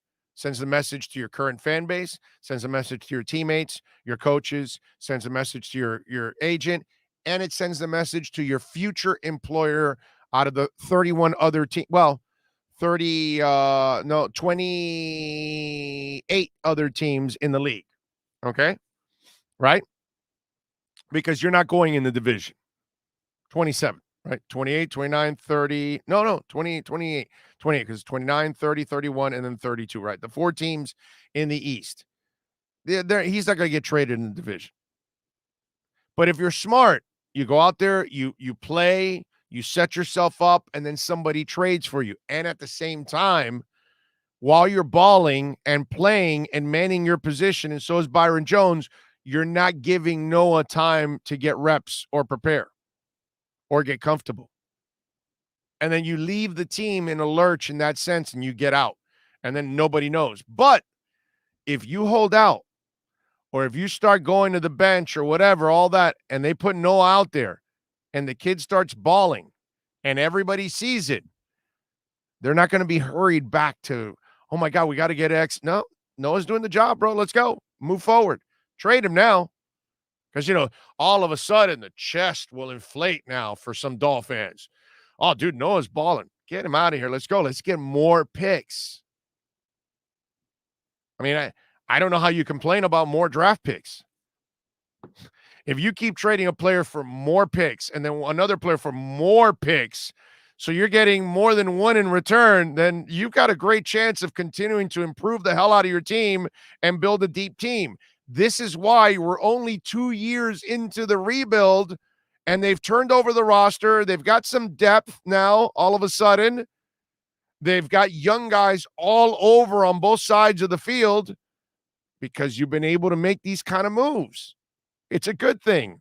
Plus, the more draft picks you get in, the more cheaper contracts you have on your roster, the more you can lower. And remember, you're in Tua's rookie deal still. So that's the other positive about all of this. And I've told you this on the tight end side. Think about this. If Noah can play and takes the next step, they love him. The kid is obviously very smart, right? And so all of a sudden, if he goes out and balls, now you're only paying one expensive corner. The other guy, you don't have to pay for another 4 years. That's freaking awesome. That allows you to expire the Byron Jones contract in the next 4 years and draft another corner that can replace Byron Jones. And then now you're managing your cap, ladies and gentlemen. It's what I've told you about the tight end. The people, well, they're not going to pay 2 tight ends. Well, they don't have to pay 2 tight ends, dude. They pay Gesicki now, and they give him a 4-year contract or a 5-year contract, but you're really only going to be here for 3 or 4. And by the time the end of that contract comes up is when you have to pay Hunter Long. Then you can release Gesicki, give Hunter a new contract if he's a player, and then draft another tight end. Remember what I told you about Chris Grier, how he is a proactive coach, that he's a guy that he's an anticipatory GM, that he's anticipating all these kind of things. And who knows if he didn't anticipate this problem with X, and that's why he drafted Noah. Shit, we're going to give Byron Jones a lot of money. he may be pissed off about this. Let's go get ourselves another corner just in case. You can't have enough corners in a league that just passes, which he's right. If he's saying that, I don't know. I don't have mics in there or anything like that. I'm just saying, I'm just kind of, but these are things that I think we have to kind of take a step back and really look at the big picture overall and look at how they're designing this team and how they're kind of setting themselves up. And they're setting themselves up to kind of stay very flexible because that's what this league is all about. Don't tie yourself down to terrible contracts. Tie yourself down to contracts that you can get out of. Tie yourself down to contracts that are manageable on top of all of that, that aren't cap crippling overall. Try to get players that, want to be here. And if they don't, well, then we're going to move them. And when we move them, we're going to move them on our terms. And that's what you got to wait now. You've got to wait to move him on your terms. All right, remember, Cash App or Venmo is a great way of supporting our show so we can continue to grow. Cash Big O Show. That's Cash Big O Show. Of course, you got any questions, comments, insults, whatever it is, send them in on the YouTube chat board. Please smash the hell out of that like button when you're podcasting or when you're watching here live on YouTube. We appreciate all of you out there tuning in. Twitter, please follow us there. You can always find out everything going on with the show at Big O Show. Email bigoradioshow@yahoo.com. That's bigoradioshow@yahoo.com. Fred Davis is saying LTNC to the moon. Are you talking about Litecoin, sir? Is that Litecoin? Is that what you mean by L? Because Litecoin, I believe it's LTC, not LTNC. But I'm not exactly sure if you're talking about Litecoin or not. And it's nice to see Bitcoin over 40,000, which is a beautiful thing. I like that. Bitcoin's over 40,000. That's that opens things up. Ethereum also moving in. It's nice to see the direction that everything is going in right now with the crypto market. It's nice to see it bounce back the way it has overall, man. That's been really, really good to watch, man. The crypto, and I expected the crypto market to come back in a big time way, and this is only the beginning of the climb back. It's going to go to all-time highs eventually. The exchanges are running out of Ethereum. So this is so good. Every exchange now has less and less Ethereum to sell. And what happens now? The value is going to spike. You're going to see a run on Ethereum that is going to be as is it Barney would say in How I Met Your Mother? His name was Barney, right? Legendary. Legend, wait for it. Dairy. It's going to happen. Cardano also. Cardano now with Goguen being implemented and everything with the smart contracts and everything going on with Africa these next 6 months, Cardano is also going to shoot up to like $7 to $10 when it's all said and done by the end of the year. So those of you that have been hanging on with Cardano, get ready, bro. This thing is going to explode over the next several months. Certain coins, I can tell you, I think VeChain is another one that is going to start traveling up too in a big time way. Venus is one that now started to make some big moves here in the last 48 hours. And I think we'll now start going back to some of the highs that they had in the past. They're the biggest lender in the Binance blockchain. So if they're handling so much money and lending so much money out, there's only one way for Venus to go. There's several coins out there that are definitely, good investments. Chainlink is the one that I would say. I don't know about Litecoin. I don't know if that's what Fred Davis was talking about, but Chainlink, I'm more of a Chainlink guy than Litecoin. I don't have money in Chainlink, but I think Chainlink is the one that is definitely going to travel up also. John Rouse says, you want to get XRP while it's cheap?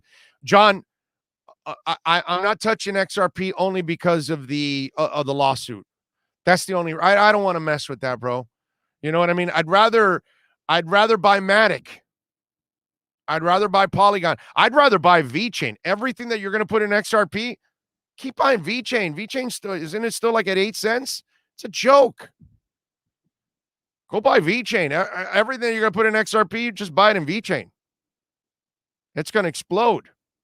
You know, I'm probably more for those with this whole lawsuit. I'm just kind of, I got to stay away from it. That's why it is a good coin. It is a great concept. Now, remember, XRP and Stellar are kind of competing against each other because they're kind of doing the same things.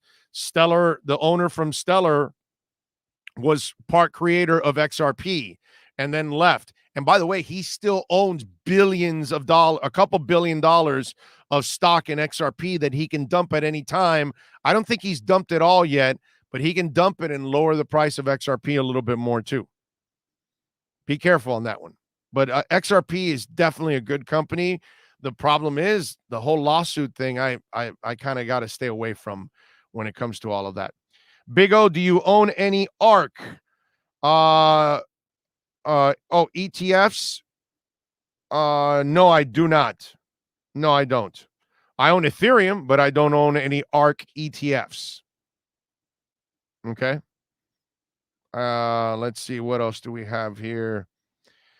Big O, does Miami work out issues with X this year? No, they trade them, bro. That's what they do. It's I've been saying for a while, it's only a matter of time when they trade them. I thought it would be more at the end of the year because it would be a little easier for them cap-wise and everything. But if they trade them now, it's got to be one hell of a deal. I'll take 4 hours of the Big O show, but do I hear 5 hours? You want me to develop another polyp in my throat, don't you? Is that what it is? Hey, by the way, I am going to do a little more stuff today. Dudley Do Wrong.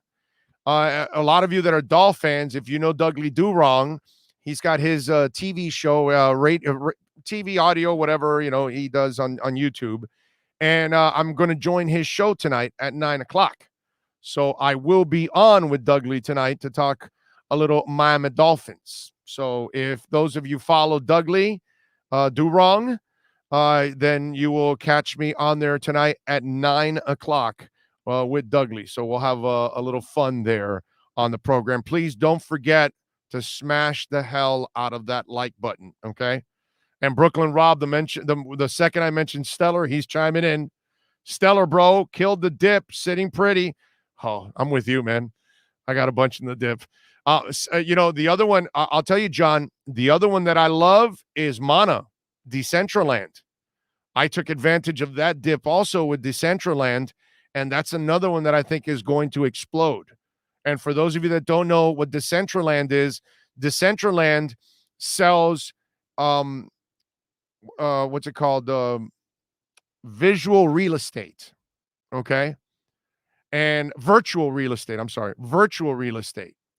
And some of you are like, virtual, so it's not like real? No, it is real, but it's virtual. As you all know, the world lives a lot on virtual. People are playing all kinds of virtual games. All right, kids are playing all kinds of virtual games, whether it's Vice City or whatever army game they're playing or any. I don't play any of those games, but there are people that are playing sex games, or playing life games, or playing all kinds of virtual things. So what they do is they cut deals with all these kind of companies. And so, like, let's say you're playing some game there that is, I don't know, family oriented or whatever. And what they do is they cut a deal where they get Coke to be the sponsor of every soft drink that you see inside that virtual game. So then it's marketing that's placed in there. And every car it's cut with Mercedes. So every car that's in the game is Mercedes. Okay? That kind of stuff. So they sell virtual real estate. And it's something that people would never think of, but it's freaking genius because you have so many people living in these virtual worlds and playing in these virtual worlds that there are advertising opportunities there. Decentraland sells that real estate. And that's an exploding market because it's only going to grow more and more and more as time goes on, because our virtual games are just going to get more and more elaborate. So Decentraland, Mana, MANA is how it's titled under. That's a great company to invest in also. So there you go. Uber Beaner says, Walkabout Mini Golf on Oculus 2 is awesome. Oh, well, there you go. See, he's talking about a game that I have no idea. Walkabout Mini Golf on Oculus 2 is awesome. So maybe all the balls you hit are Titleist. So Titleist bought the real estate to Oculus Golf and put all the balls there as Titleists. And maybe every club you hit is Callaway. So every time you're playing Callaway, and it's subliminally selling it to you and telling you and all that kind of good stuff, you know? So that's what Mana does. Let's see. I agree. Mana, I had and solid, but planning on buying again this week. It was at $1 like 70 or 60 or 80 or something. And it's been under like 70 cents and 60 and 55. And I got it really low, man. I got it super cheap. I'm going to triple that money when it's all said and done very soon. By the end of the year, I'll triple or quadruple my money with Mana because I took advantage of the dip. You know, that's kind of the way it is. That's the trick here. As what was it? Oh God, what's his name? The classic investor, the Mr. The dude with the white hair. What's his damn name, bro? He's the genius. He's been around forever. Right? He says when there's blood in the streets, that's when you're supposed to be the most aggressive. And that's what happened in the crypto market lately. All the FUD, people fell for it. But those of us that are smart, we took advantage of all these monster dips.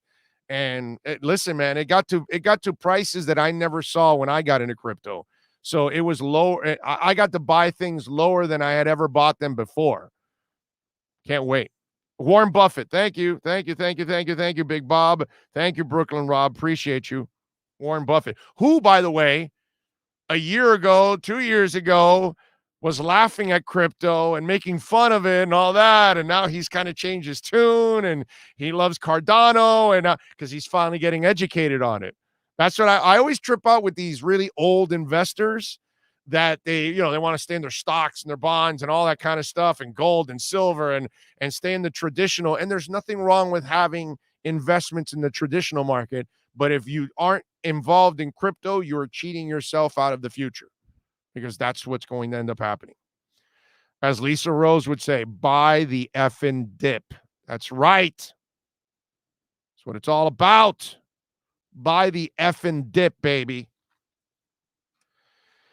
Let's see. What else do we have here? Hey, did you guys, Austin Kutcher and Mila Kunis are married, right? Now, if you ever hang around them and they've got a little bit of funk, I just want you to know why they've got a little bit of funk. Yeah. You could end up hanging around with Mila Kunis and Ashton Kutcher, and maybe they smell bad. Why? Because they like saving money on soap. Ashton Kutcher and Mila Kunis appeared on the episode of Dax Shepard's Armchair Expert podcast, and they talked about and turned to bathing. Shepard told co-host Monica Padman that using soap every day rids the bodies of natural oils. Kutcher and Kunis agreed, say they only wash vitals every day. Padman says she was stunned to be in the daily full-body wash minority and asked, who taught you not to wash? She goes, I did not have hot water growing up as a child, so I didn't shower very much, Kunis said. That has apparently continued with her and Kutcher's two kids, Wyatt 6 and Dimitri 4. I wasn't that parent that bathed my newborns ever, Kunis said. And now that they're older, Kutcher said they have a system. If you can see the dirt on them, clean them. He said, otherwise, there's no point. Anyway, Kutcher says he does wash his armpits and crotch daily and nothing else ever, and has a tendency to throw some water on his face after a workout to get the salts out. That's gross, bro. That's gross.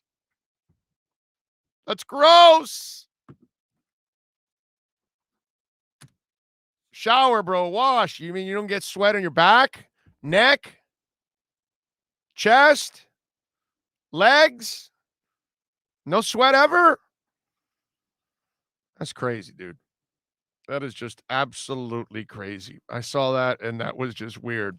The Jets. We have news on the Jets. Did you see that their quarterback is holding out?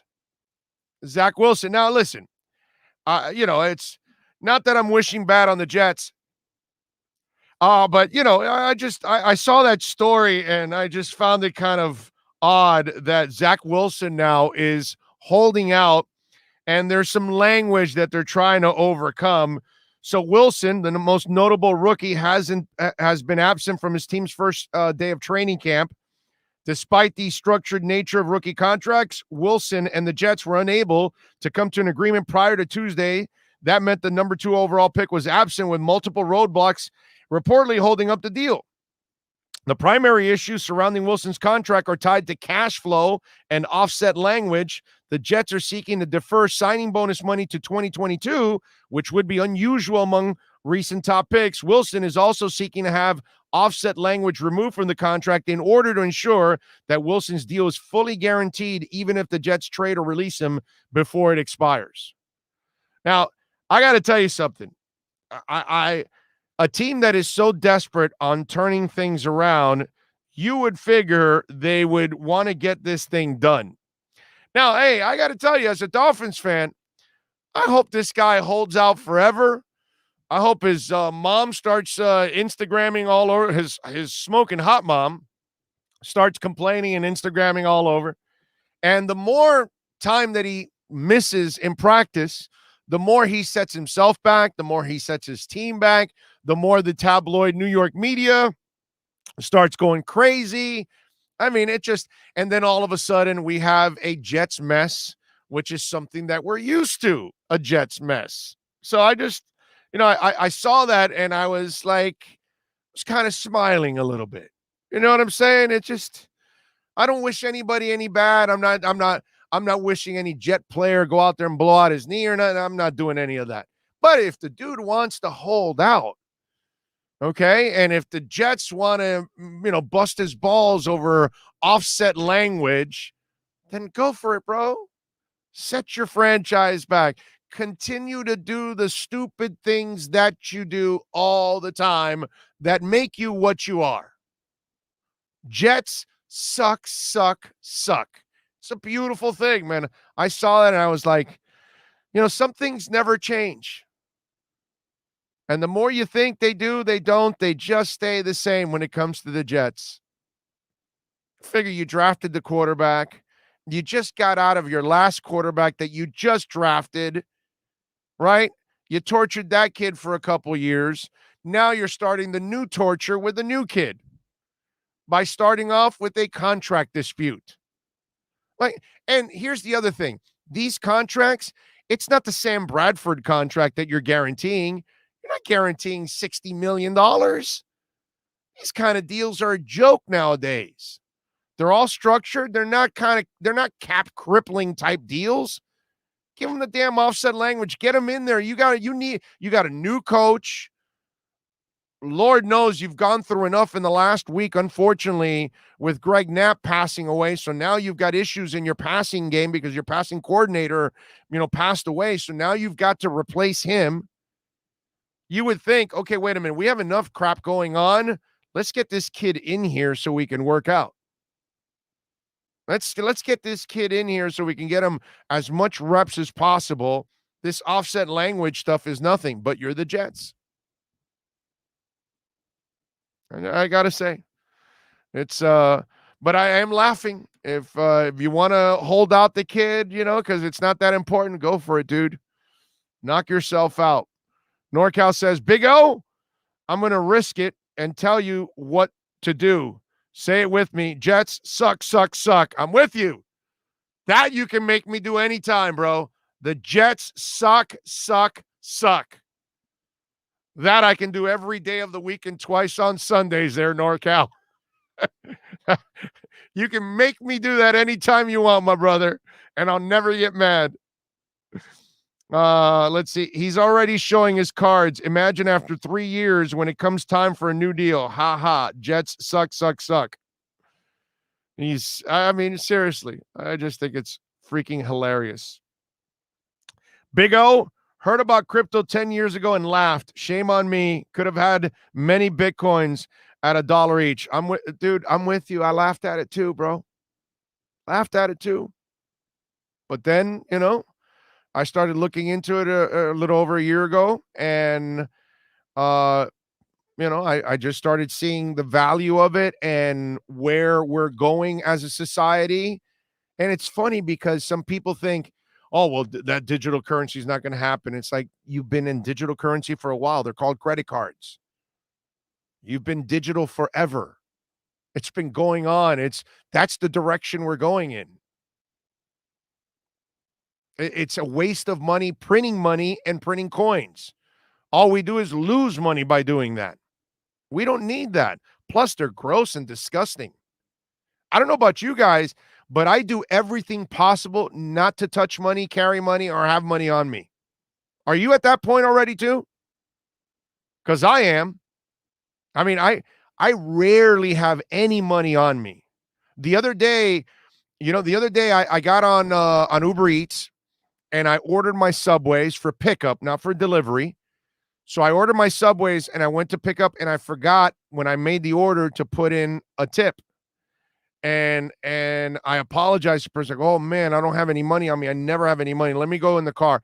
And dude, I had $1 that was crumbled up in the bottom of my thing, on my the middle compartment, whatever, that glove in the middle. And I was so happy that I'd found that. Now it sucked because then when I got home, I had to wash my hands and all that, because I find it disgusting now to be messing around with money. And it's funny how we used to treat it back in the day, right? Lick our fingers and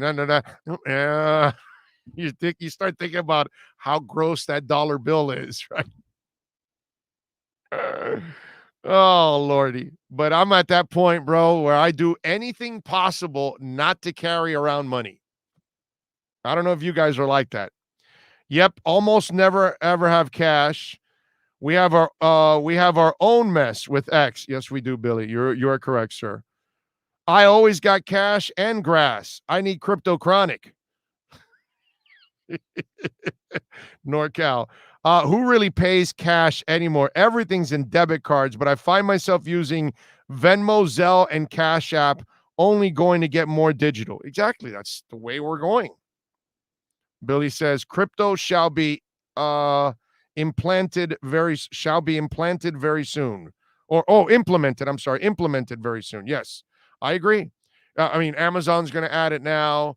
Apple's going to add it now. They're all trying to fill the spots now to get the employees that understand crypto. And I really believe that when it's all said and done, Amazon will have its own cryptocurrency exchange. I think eventually they'll get to that point. They're so big. They're a one-stop shop for everything now. You can buy groceries to everything else on Amazon, right? And they have all kinds of other things, and they're going to space and everything. Bet your ass that Amazon's going to end up competing with Coinbase. And here's the next thing. Amazon will end up having its own coin because they're a shopping network. It only makes sense, dude. You're a shopping network, have your own coin. And Amazon is a monster company. So let me tell you something. If they add their own coin, I'll invest in that coin because it's going to skyrocket. It's the number one place where we shop. Plus Amazon's, overseas and everything. Amazon China, they control their inventory, through what? VeChain. So that tells you all you need to know. Purdue in China, Purdue Chicken, VeChain. They got all the giant Walmart China, VeChain. Okay? Louis Vuitton, VeChain. Range Rover, VeChain. You go look at the partners that have partnered with VeChain. It's where we're going, man. It's where we're going. And VeChain's super cheap. Adam says, full disclosure here. I grew up in Kendall, but my dad never let me leave the home unless I had $20 on me. So if I got mugged, I could pay the suspect. Yeah, there you go. That was back in the day. Yeah, you had to leave with some money out of your house back in the day. Now I just leave, with my phone and my wallet, and there's no money in it. That's it. It's a Apple Pay, it's the credit card, it's whatever. That kind of stuff. Where's my can't show you the number, but I do have the coolest credit card on the planet. That's the Crypto.com credit card Visa right there, baby. Get yours. You get Crow. You have it. You manage your Crow. They give you Crow. Depends on which one you get. The red one is, I believe, $400 of Crow. You can get the higher ones, of course, if you can afford it. I'm not rich. And then you stake it for 6 months, and then you've got. But I've got way more Crow than $400. I believe strongly in Crow, but that's the coolest credit card on the freaking planet, right there. Get yourself a crypto credit card, and you can fund everything through there, and you can use and again, Crow teamed up with Visa. Where do you think they're going? And if Visa puts their transactions on Crow's blockchain down the line, ooh, doggy, that thing's going to explode. Steven says, I want to get into crypto, but don't know how, Big O. Steven, that's what happens with a lot of people. I would tell you to read a lot about crypto. Okay. And learn first and foremost about what's going on. Understand what it is that you're buying. Understand, you know what here's my best advice I can give you about crypto. Whatever company you're going to invest in, find out what that company is doing. And more importantly, if it's solving real life issues, get your ass on it. Okay? As long as and here's what you do. Also find out how many coins are being produced. If it's like Doge or the US dollar with Biden that they just keep printing, stay away from it because it'll never gain value. That's the beauty of Bitcoin. There's only 21 million coins, bro. Once they're mined, it's over. And then the value is going to grow up. What did I just tell you about Ethereum? They're running out of Ethereum, right, on the exchanges. So what's going to end up happening? The value is going to go up. So you want scarcity. You don't want endless production like what Biden's doing, screwing up our dollar. You don't want to do any of that. So what you want is you also want to find out what the market cap is. Now, if the market cap's already at $100 billion and the coin's at $20, think about this. If you wanted to get to $100, that $20 coin, and it's at $100 billion market cap, then that means it's got to get to $500 billion. It's a lot. So you go for smaller market caps, smaller coins that have good partnerships. Like I told you with VeChain. VeChain's like 8 cents right now. It was at 25. It's going to go back to 25 and going to go to $1, I believe, closer to the end of the year. So if you got it at 8 cents and you end up getting it at 30 or 40 cents, how many times have you tripled and quadrupled your money? A few times, right? If you get it to $1, oh my God, you're 10 timing your money. You get what I'm saying? So you also have to kind of balance what you're looking at. Look, John Rouse, who's on there. John came to me a couple of weeks ago and says, do I buy 1 Bitcoin? Or I think you said 15 Ethereum or 16 or whatever. And I said, no, you go to 15 Ethereum because Ethereum's at $1,900. It was at 4,000. You're going to double your money quickly. But if Bitcoin's at 35 or 38, you got to get to 80 almost in order to double your money. That's going to take you a little longer. So you're going to get to Ethereum at 10,000, maybe 7 to 10 by the end of the year, where maybe Bitcoin gets somewhere in the 7,500 range by the end of the year. So yeah, maybe you got a chance at tripling your money. But if Ethereum goes to $10,000, you may end up doing your money 4 or 5 times over. And so now all of a sudden, what's the better investment? Because Ethereum has more to go. Ethereum will make you more money in the short term. because it has way more room to grow than Bitcoin does right now, just like VeChain does over Polkadot. Polkadot's a really good investment, but Polkadot's at $17, $18, $20. So yeah, it might get to 35 and you might double your money, but VeChain, if it's at 8 cents, it goes to 25, you've tripled your money already. You understand? So these are the things that you've got to kind of watch out for and balance it. Look at the partners, look at the market cap, look at the real life service of that. Like VeChain is a company that has apparently the best inventory tracker program that exists. So all of a sudden, all these companies where they lose goods and all that kind of stuff, they're going to be able to track all their inventory. And one of the things that they have problems with is food expiring. And so now they're going to be able to track all their food to make sure it doesn't expire, which will then save them money. So VeChain is actually taking care of real life issues. And they do several other things too. They created a program that allows women from the second that they're pregnant to be able to track their babies inside their bodies. It's an amazing program from pregnancy to birth. Okay, and they're going to be able to track everything that's going on with their baby inside of them. I mean, there's all kinds of different real life things that VeChain's doing. So you got Cardano. Cardano just cut a deal with Africa. They have no banking system in Africa. They are going to become the entire banking system practically for that continent. They also got involved in their education system because they don't have the computers and they don't have the wherewithal to have all their materials to educate kids. So they're the ones that are going to put all their education system on the blockchain, which can't get hacked, and then all the kids can get on and learn. So all of a sudden now you're taking care of real life things. Cardano is also going to start their smart contracts, which businesses all over the world are dealing with smart contracts. So they're going to be part of that. You have to look at what the coin is actually doing. Okay? Like Dogecoin has nothing. It has no technology. It's a meme coin. That's it. There's nothing to stand on at all. So I would never put my money in it. I put some money early on when it was like at 5 cents and it went up to 7 or 8 and I dumped it. Okay? Just for fun. But we're talking about maybe $100 I put in it. And that's it, just for fun. And I made money and I got out.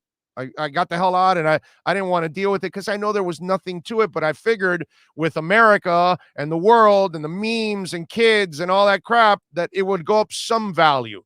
I invested in Shiba, which is another meme coin, but there's a difference. Shiba has an exchange, okay, just like Uniswap. So you can actually exchange your Ethereum for Bitcoin, your Bitcoin for Ethereum, your Ethereum for Shiba, your Ethereum for Polkadot, your Polkadot for VeChain, whatever. You can make whatever exchange. So they've got a service. They're building a blockchain. They're going to add NFTs. They have staking. These are things that none of that Doge has. So they actually have some real life services. So I threw, a couple hundred into Shiba for the hell of it. Now I'm expecting to lose it. Just like I was expecting to lose Doge. Those aren't investments. I would never tell you to invest in Doge or Shiba because those are meme coins. But I'll tell you to invest in VeChain. I'll tell you to put your money in Cardano. I'll tell you to put your money in Ethereum because I did it. Okay? So, again, it's really important for you to do your homework and find out what these companies are doing. It's just like the stock market. It's just instead of a stock, it's a coin. They're all companies, right? But they're doing it on the digital, on the blockchain, which is going to be the new internet. That's the internet we're all going to end up being on when it's all said and done. That's the upgraded internet. And Cardano is considered a more advanced Ethereum, which tells you, and Cardano's cheap. So think about that. And if that thing starts going up, you could end up making yourself, quite a bit of money. My wife put me in the pup list long ago. I guess I'm a pup dog house. Okay. Gotcha. Billy says, purchased the cryptocurrency that El Salvador back. That's the future. Are you talking about reserve rights? Are you talking about RSR? I think that's what you're talking about. I have reserve rights too. I kept buying reserve rights as it went down. It went all the way down to 1.9 cents. Now, reserve rights was closer to 10 cents. So I'm expecting it to bounce back to that point if you're talking about reserve rights. Okay. Oh, how are Bitcoin's mind never understood that? That's all with the computer, my man.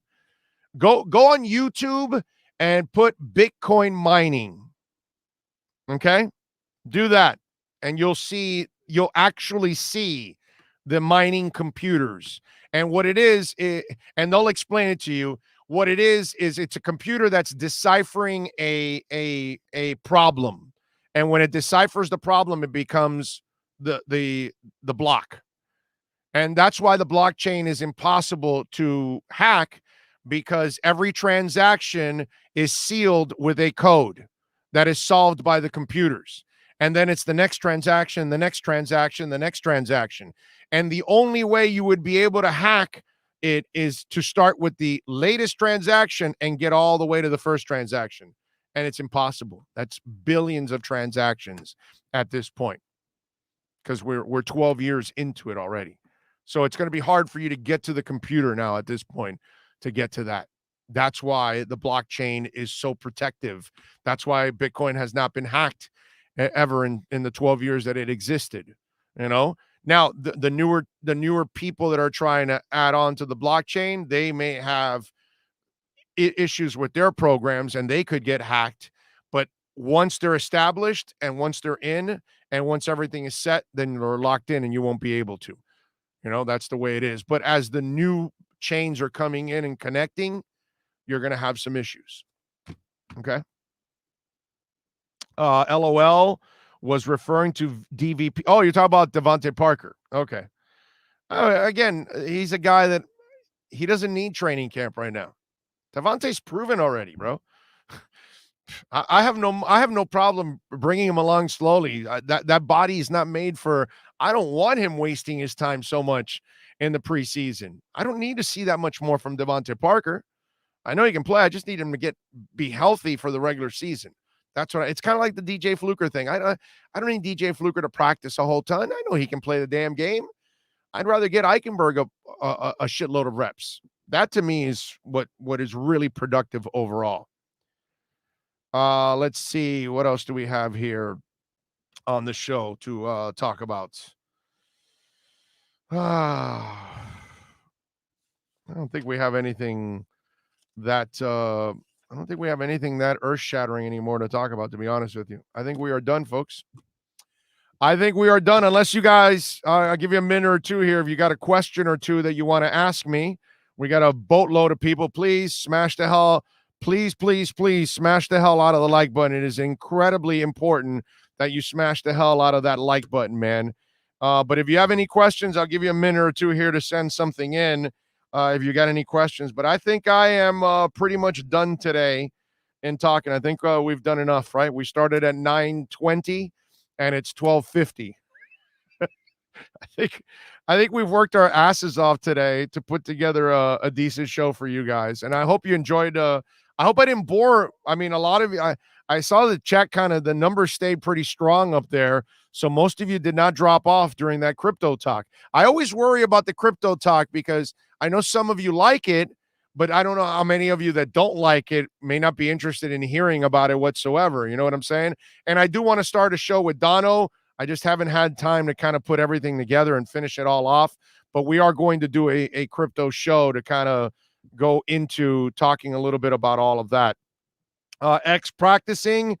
I can check and see what's going on, but X did report to camp, which is good. I know some of you are asking about that and obviously concerned if X is out there, performing or being a jerk, something along those lines.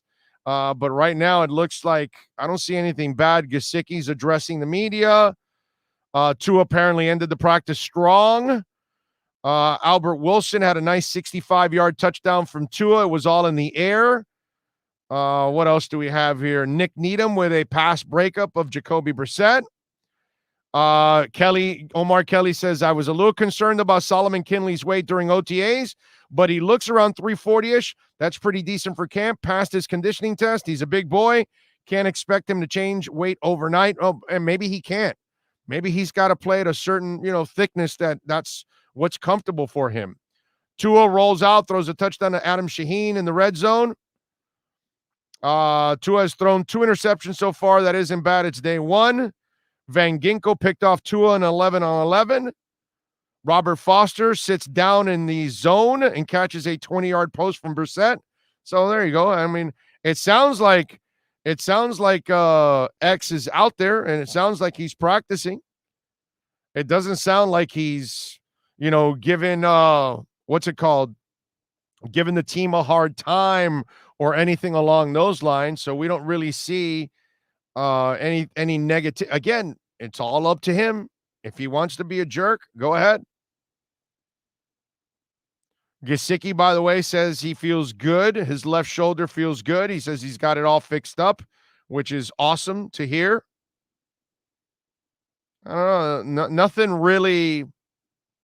Nothing negative outside of the initial stuff with X. All right. When is Bill coming back? John, man, it's who knows? That one I can't even put a date on that, my man. That's a long rehab. Let's just put it that way. Okay? Long rehab. Adrian says, good. No more Deshaun Watson talk. Troy Ortiz says, what 3 coins would you recommend for newbies? Ethereum, Bitcoin, Cardano. Okay?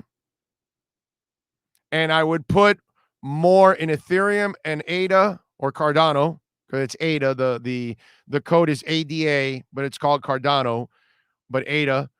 I would put more in Ethereum and ADA, and the third would be Bitcoin. That's super safe. Super, super, super, super safe. Okay? I'm not a financial advisor.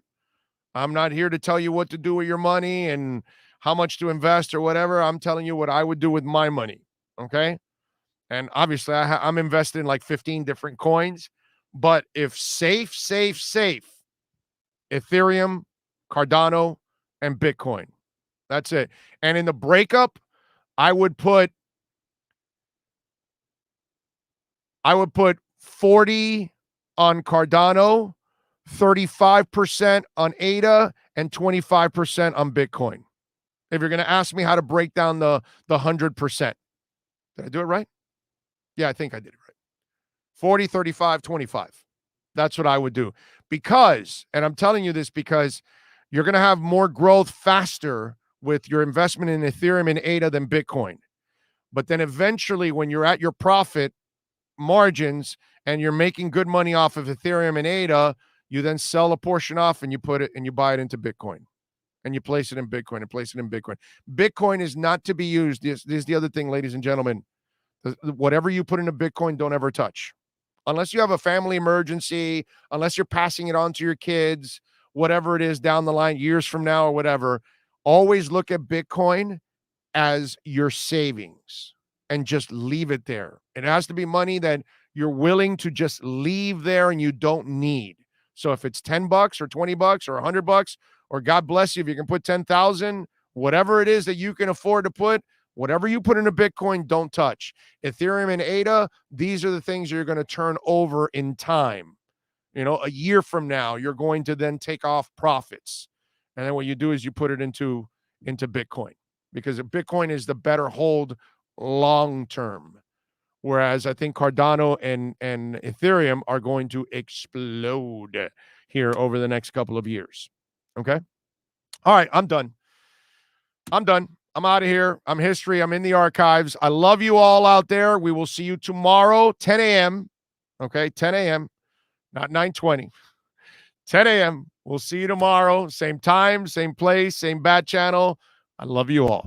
Starting in August, longtime Miami Heat insider Ira Winderman joins the Big O Radio Show. Ira will give insight twice a week on your favorite NBA team. Heat fans get the information you crave from one of the best in the business. From weekly appearances to breaking news, join Ira Winderman exclusively on the Big O Show. Found on most platforms.